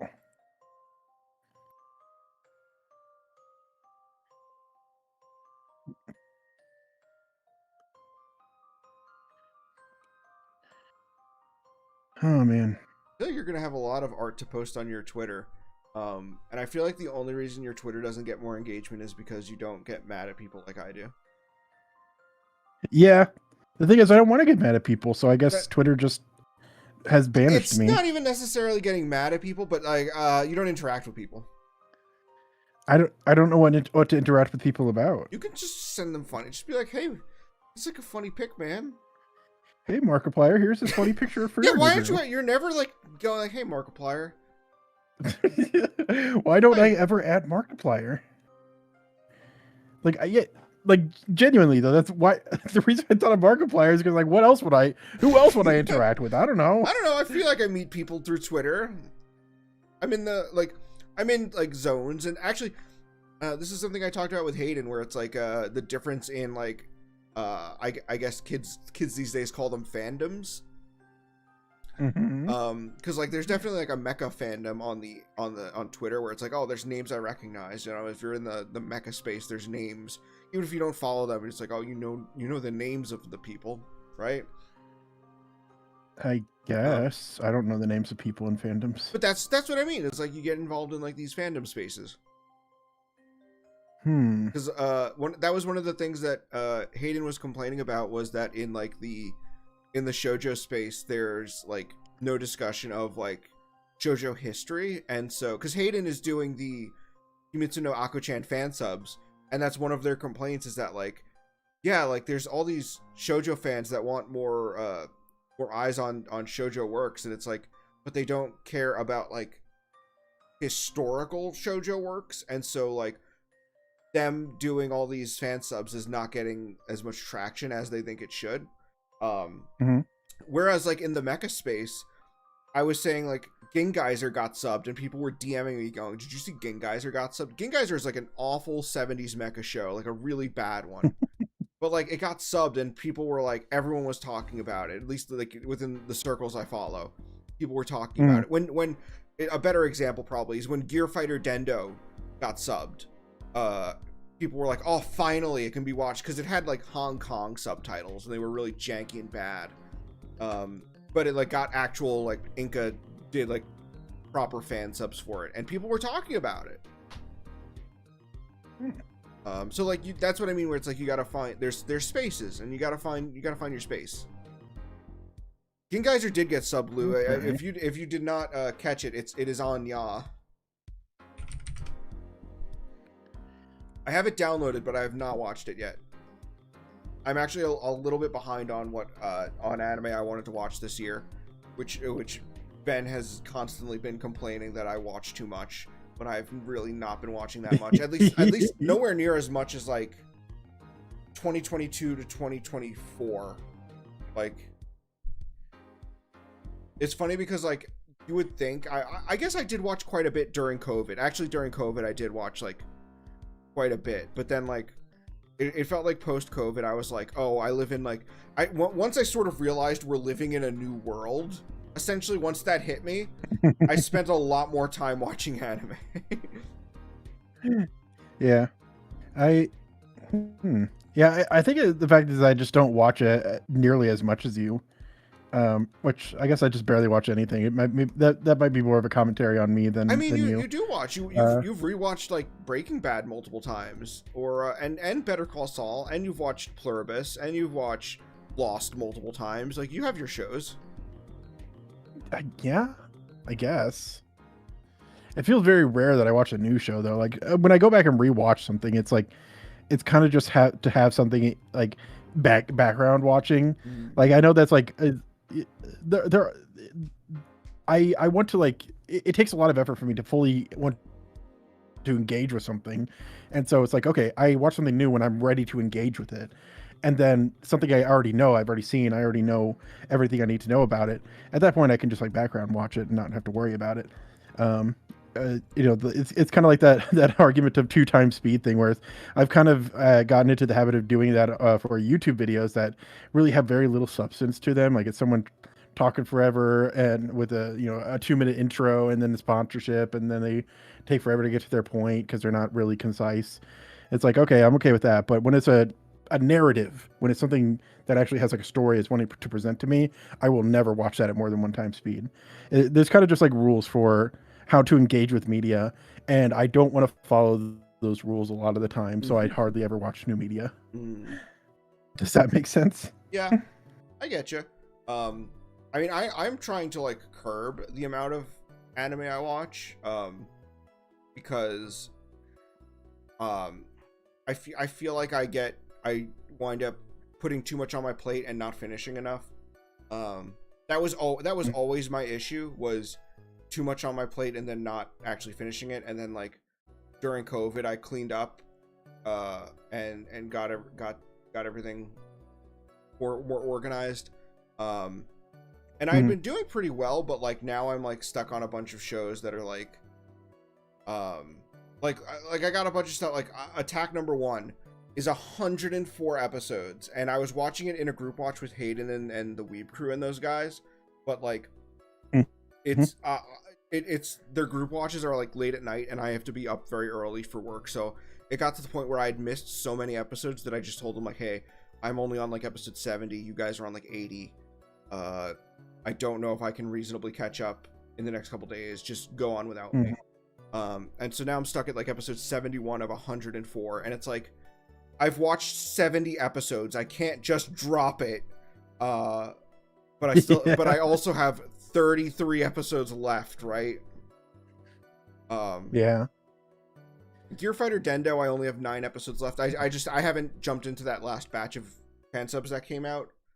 And then like Lupin the Third Part 2, I'm 102 episodes in of 155. I've technically seen 104 episodes because I had seen the Miyazaki episodes previously. Chad and I watched them actually when we moved in together. He had like those 2 episodes were dubbed by everyone knows this except you, Ben. I want to ostracize you. But those 2 episodes were dubbed. That was good. Those 2 episodes were dubbed by Streamline, and so I remember Chad and I watching the Streamline dub version of those 2 episodes when we moved in together. So I've technically seen those episodes, but I do want to watch them in Japanese in a proper go through. So I'm 102 episodes of 155 in. I started watching. I don't know why. I was on a Saint Seiya kick, and I started Saint Seiya Omega, and I'm 5 episodes in, and it's 97 episodes long. I don't hate it. It's just like a lot on my plate. This is another one. I'm 39 episodes into Yatterman. The Yatterman is 108 episodes. Wow. I'm 9 episodes into Brave Raideen. It's 50 episodes, but that is on my watch list for this year. So like I did promise to finish it this year. And it's crazy because like last year I watched God Sigma, which is 50 episodes, and I think it's a substantially worse show. But like I watched it a lot quicker. I don't know, just something about like just the aura of the vibes of the time I was getting through stuff quicker. I don't know. Huh. And then you've got a few hundred more episodes of One Piece to get through. That might take a sec. Yeah. And Dr. Stone, we're gonna blazing through that, but man, like I don't know how invested you are in that, but as soon as we started watching it again, I've been asking you more and more because I'm like, oh, I want to see this part again. Oh, this part's great. Oh man, I want this. I want that. Yeah, I like it. I like it quite a bit. I did feel like when I started the show, I was I wasn't sure of the tone, and I did think characters could die, but now it has been sort of cemented that no one will die. So that is something that is like, oh, okay. That does take away from me a little bit, but like overall, like I think that was kind of part of the intention, because like there are stories like that. I guess those are the kind of stories I gravitate to, because One Piece is like that as well, where it's meant to evoke a certain feeling of just like optimism. I guess is the best term for it. I absolutely get that. Yeah, and so it's just like I think they wanted to at the very beginning, before they had solidified that idea. It's like, oh, we can actually get people to think that there is going to be death. They get their stakes in there. Because as soon as we cement that feeling of optimism, we know we're never going to have the chance to get that same kind of tension again. I wonder if that was the case. Yeah, I wonder. For someone mentioned in the chat limiting themselves, I limit myself to no more than 4 currently airing anime, and so I am watching. You know what? It's funny because that's not even true, because I'm watching some stuff from last season that carried over. Because I'm still watching Tojima. Tojima Wants to Be a Kamen Rider has been very good. I am really surprised how much I like that show. I remember being kind of into Airmaster. I liked the idea of like she fights using gymnastics, so it's like a lot of flips and stuff, and that was pretty cool. I also remember that I watched the sort of incomplete dub, which was weird. Like at the time, I was like 18 at the time, and so I was like, oh, if it has a dub, I'll watch the dub. That was how I took it.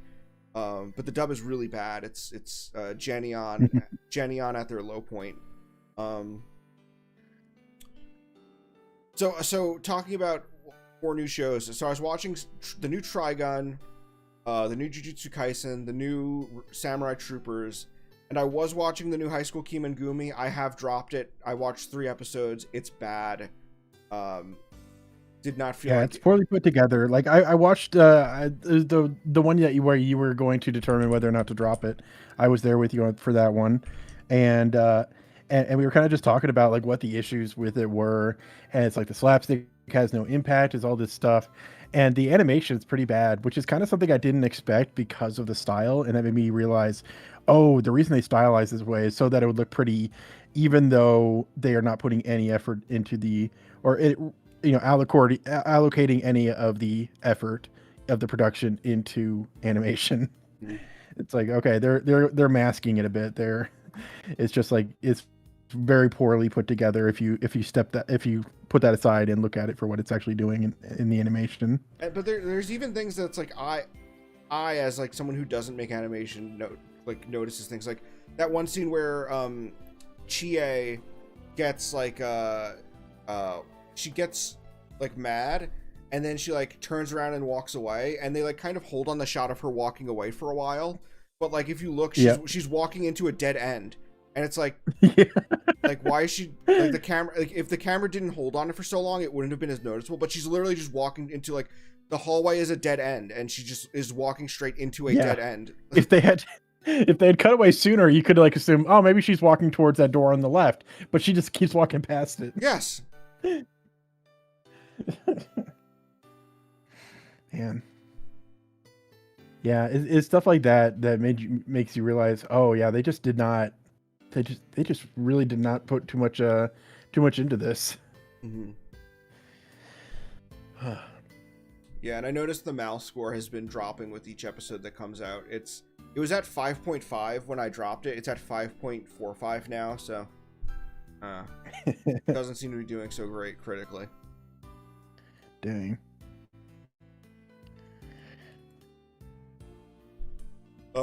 Since I did drop that, I picked up another show. So I've picked up Medalist, which I already love. I loved season 1 of Medalist. And so I knew I was going to watch season 2. It was just a matter of, do I watch it while it's airing or do I wait for it to finish? So I am just watching Medalist now, and Medalist is still good. Frieren is the show, season 2 of Frieren, funny enough. I am waiting for the season to end, and then I'm going to just watch it once the season's over. Yeah, I'll probably watch that too. Like, Frieren genuinely is good. Like, I'm still seeing, like, I know ProZD put out a video about, like, ProZD is doing that thing on YouTube now where I think might be the way to go with YouTube, where it's like, if you, as a creator, have a couple different niches that you like, just make separate channels for each of them, because otherwise you're just not going to get your full audience watching each of your videos, and so you might as well just have a separate channel for it. So he because he just bombarded my subscription box with like, oh yep, make a channel for this, make a channel for that, make a channel for this, and so because of that, I saw he made something for like responding to one of his comments about like, oh, Frieren is actually not that good, it's poorly paced, it doesn't know what it wants to be, blah blah blah blah blah, and it's like, no, I that makes me realize again how much I like Frieren. I think it's really good, and yeah, I'm just going to I need to watch unsubscribe from the Frieren hating channel. Click. Yeah. Well, I think he was debating against that point. Oh, he was saying, to be fair. He was saying it was well paced. Yeah, one of his commenters was saying that, oh, Frieren is bad, and he's like, well, no, I don't think so, and because of this and this and this. But I do get the idea that it's like, it's kind of a show for older people. I feel that way as well. Except for the Weeb crew. I guess Sai from the Weeb crew is still in his 20s. Moomy doesn't like it though, and he's our age. Dang. Well, maybe he's just uncultured. I mean, he is in Texas, so if you go down there and visit the Good Time Zone guys, you could kill him. Oh, okay, yeah, I could do that. You should also go to Barnes and Noble and see what Funimation voice actors do for their day job. Yeah. And Do you think I'll get to meet Chris Sabat in a Barnes and Noble? It's funny because he's probably one of the few that doesn't have a day job. Yeah, I know. That is really interesting. Like I didn't know that until Kieran and Grant started doing voice acting stuff. That like, yeah, almost everyone at Funimation does voice acting as a side thing, and then they work at like Dunkin' Donuts or something. I mean, it makes sense. Like that's kind of it does. It pays very little. I mean, that's something I heard a lot of in the SAG-AFTRA, I don't know, whatever, strike, is just like, yeah, these actors need a decent bit of money because there's large periods of time where they can't get work because it's just like, how frequently are you being hired to act on something, and you can't take on more than one thing at a time. And I'm getting a lot more of that too now that I'm self-employed, where it's like I really gotta understand my limits of how much work I can do, and there's just some like sometimes there's a good period of days where there's nothing going on. And so if I had long stretches of that with several weeks, that'd be very hard to make a consistent income from. Yeah, I mean it's especially hard for like the like the Funimation people, where like I think of like even the 4Kids people had this where like they don't have like insurance or anything. Because I remember when Dan Green, his wife died. And it was like in the news. It was in the newspaper. Like, I'm from New York, and it was in like the New York newspaper, like the story of like, they don't mention Yu-Gi-Oh, but they were just like, small-time actor loses wife and forced to pay massive medical bills. Yeah, it wasn't front page news, but it was in the newspaper, and I remember pointing it out to my dad, like, this is the guy that voices Yu-Gi-Oh. I think Little Karibo may have done like a sort of like fundraiser or something for him. I think I remember something like that. Yeah, but that was like like stuff like that happens. If it's not a full-time job, I don't think there's any obligation for a job to provide benefits. So yeah, it's a bit of an issue. Like I got really lucky myself because I'm poor. Being poor is actually pretty great, turns out, because if you're poor enough, you could just get free insurance. At least in Ohio, I don't know. No, I think my mom always complained about that because she was like, we make just enough money to screw us over. yeah, and I like having worked with Good Time Zone in like the merch stuff. It is insane how much money you save by making a lot more money. So it's just so unfortunate. It's like, oh man, if we were making like $10,000 from this merch drop, or that's just a made up number. I don't know the actual numbers. If you were making like $10,000 or $50,000 from this, we could save thousands from our production costs. And it's like, is it because producing higher quantities is just cheaper? Yes. Okay. That is ultimately what it boils down to. And it's because these production companies, like the people producing shirts or posters or whatever, it's just like they're making more money from you overall, so it's worth it to give discounts at greater amounts, you know? Okay.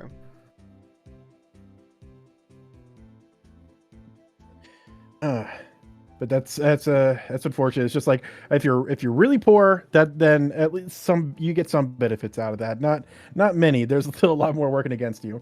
And if you've got making a lot of money, then you're always going to get tons of benefits for that. But if you're stuck in the lower middle class rut, it's like impossible, man. It sucks. Isn't it awesome how society works? We live in a society. I don't know if you knew that. You think? Whoa. Oh yeah. Whoa. It's that kind of society that makes me want to make jokes. Remember, you sent me the Freerin tweet that just opened with something about Freerin, and then it said we live in a society, and then you just crossed out the rest of the tweet. Yeah, hold on, let me find that back. I put it in the memes chat, I think. Yeah, I just saw it in the wild. It was generally like a 3 or 4 paragraph long post. It's like someone using the Twitter Premium or whatever to be able to type that much, and they were making this whole point about Freer, and I literally didn't even bother reading past the first sentence. I was just like, nope, I need to grab a screenshot of this. I'm going to cut out the rest of so I don't lose focus from what's important in this. Man, where is it? What is this music? This is all Phoenix Wright music. This is the cowboy character's theme. Okay. Okay, do I type from Ben? Is that how I find things?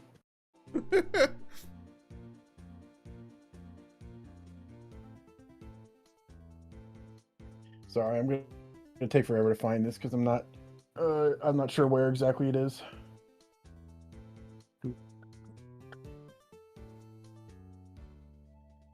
Here it is.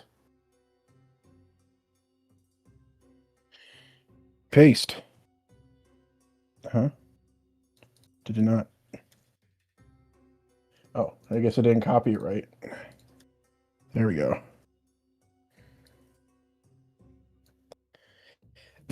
Yeah, the best thing about Purin is we live in a society. Can you send that to me? It's like I literally don't even. I'm just gonna post that in the Weave Cruise chat real quick. Yeah, like I literally don't even know the rest of this, so it's like I don't mind if you see their name because I have no opinion on them as a person or the statement they made. It is literally just that they started their tweet with this, and I read literally nothing else of it.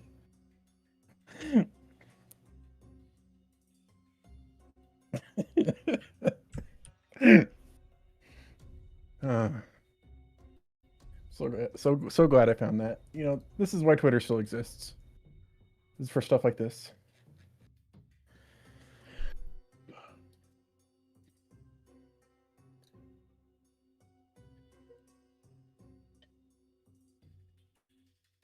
Ugh.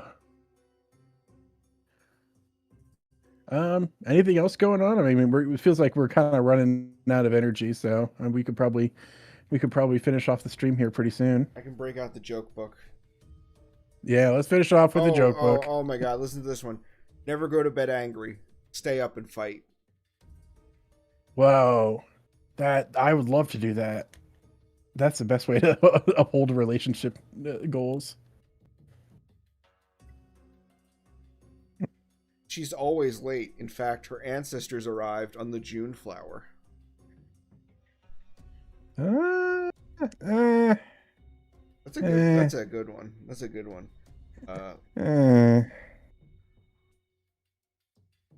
I haven't spoken to my wife in 12 months. I don't like to interrupt her. That's pretty good. I do like a good bit of misogyny in my jokes, you know. Yeah. Okay, what about this? Okay, she's always late. Even hold on.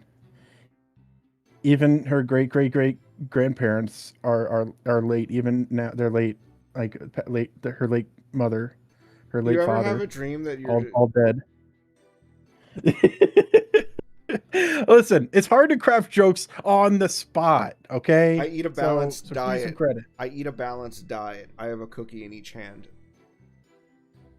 No, sorry, that's nothing.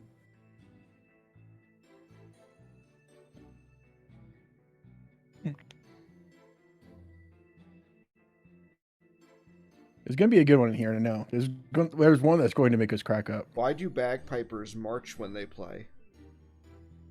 Because they're trying to get away from the noise. That's. It feels like if it was presented in a different way, it would be pretty funny.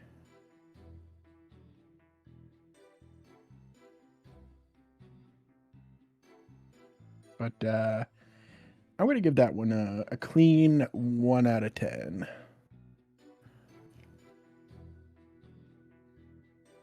My wife will buy anything marked down.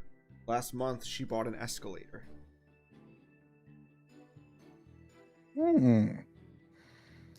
Because there's always a sign on the escalators marking them as whether they're going up or down. I haven't ridden an escalator in 13 years, so it's a little lost in cultural reference. Yeah, that's not true. I think when I went to see the Dawn to Dawn movie this summer, I think I rode in it. Or maybe those were just very dangerous stairs.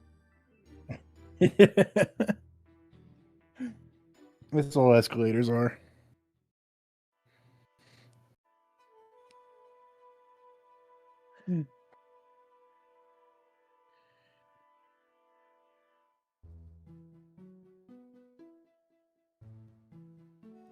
Do any of you know the tale of how cornmeal came to be?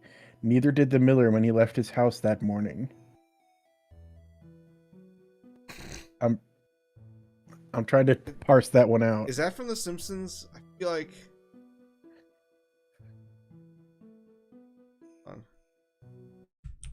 Do you know why W.S.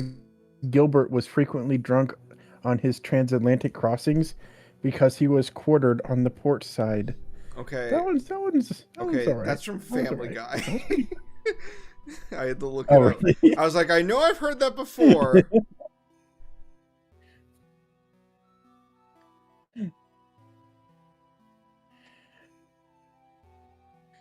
These are all high concept. Dylan G.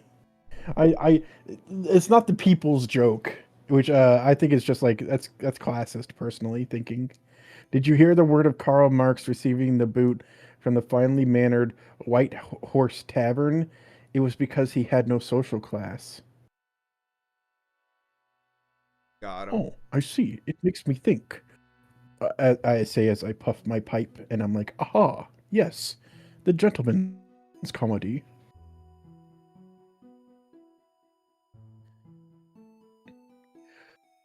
Quite exquisite.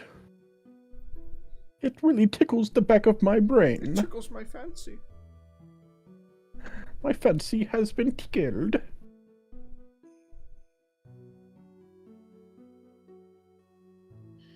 We found any new jokes yet, John? No, just the same old good. Man. All the same good ones. Hold on, I'm gonna Google search best joke in the world. Okay. I was on Google Images, so I guess I got images of jokes. What is an image of the funniest joke in the world look Top, like? top image of funniest joke, best joke in the world. How did the picture end up in prison? It was framed. Ooh, that's a dark one. All right, that's what Google Images thinks the best joke in the world is.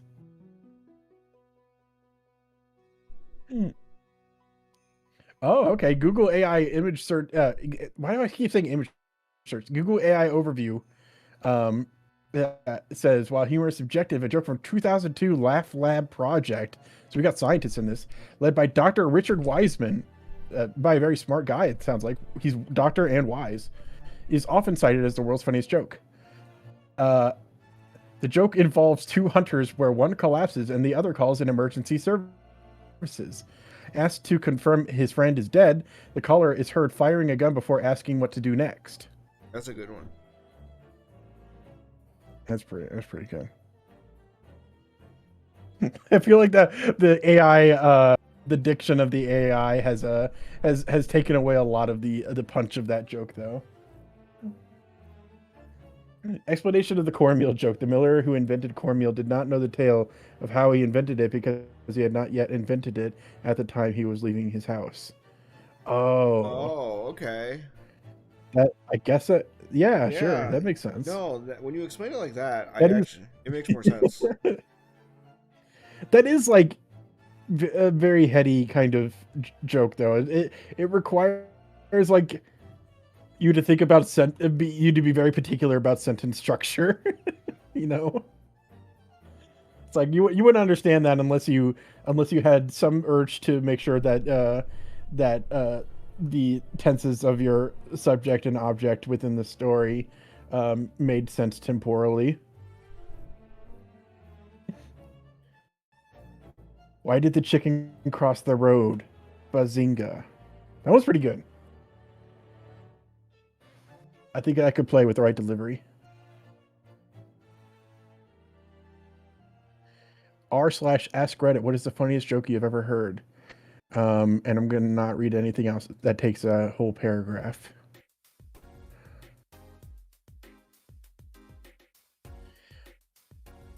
Good man walks into a bar with a gun and yells, "Who slept with my wife? I'm gonna kill him." A man calmly stands up and says, "You ain't got enough bullets, mate." So that was pretty good. Is that it? Yeah. That sucked. Well, I did skip past a lot of the full paragraph ones. Maybe those are funnier. They gotta be, right? There's so much to them.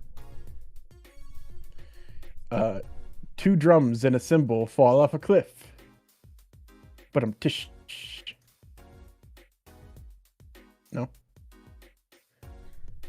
All right, I'm ending the stream. I can't be associated with this guy anymore. I think I'm done here. Hold on. Argon walks into a bar. The bartender says, "Sorry, we don't serve noble gases here." Argon doesn't react. Oh, all right, we get into the because gases are like they're not like sentient. Yeah. Noble gases are apparently known for not being reactive to stimuli. Yeah, let's end the stream on a high note there. So thank you all for stopping I'm by. literally going to kill myself in front of you. No, don't do that. Don't talk about that. That's yeah. mean. Yeah. Also, random thing I did want to mention. Speaking of suicide, that reminded me. I was shocked to find out that last week's stream got hit with no copyright issues, no limited monetization. Yeah. Despite the blast, I guess. I mean, I don't know how much copyright there is around the theme to Button Nose, but I think they just. I'm starting to think Sanrio really respects us. I got that feeling as well. Okay. And like, cause like I was playing music from like, Moiru Onisan, a pretty obscure anime, and like that soundtrack got hit with, oh, you can't monetize this. When I did the stream with Truth, I accidentally flashed like hentai on screen because I was showing a website that uploads scans and there was porn on it. So I did flash hentai. That could get you banned everywhere. But we got limited monetization on that. Last stream, we were playing music nonstop. I'm pretty sure I've said the word gun many times. But yeah, we no limited monetization, and I'm gonna check. That's good. I think a lot of like those sensitive words like suicide. It's like if you say them too much, if you say them like more than 10 times throughout the course of the video, that's where like for some reason it's just like, yeah, you can curse a lot. You can say fuck all over the place, but you can't say it like 5 times in the course of a minute. Otherwise, then it's like, oh, that's too much. You can't do that. It's like kids will really start saying it at school if you say it 5 times in a row. You know. Mm-hmm. So I guess that's the limit of YouTube now.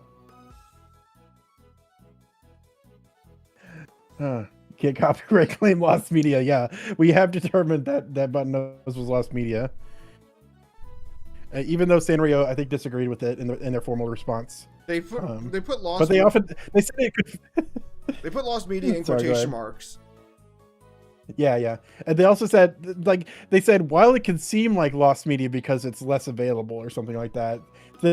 They like humored it, but they disagreed on whether or not it was lost media. I think it's because there is that Russian dub that was done where they simply dubbed over the English dub, where it's like you can hear the English dub in the background and it's like the Russian voices are just talking over it. And so they're very much like, technically that means it's not lost. I guess so. Man. Well, hopefully someday we'll figure out whether it's lost or not for real. But today is not that day. Okay, but we're gonna. I guess we're gonna head out. Ben's gonna post his art on Twitter. I'll retweet it. I will continue posting my art. I've been posting at least twice a week on my garbage. I know everyone hates him, but give him a follow, please. 1,000 stupid words on Twitter, also on YouTube. I still stream. Like on typically Mondays and Wednesdays. I'm gonna be changing that up because Chad's always asleep during the week and I want to play video games with him, so we're gonna be probably switching it to like Sunday or something. Whatever, just follow me on YouTube, and also Twitch or whatever streaming platform you like better.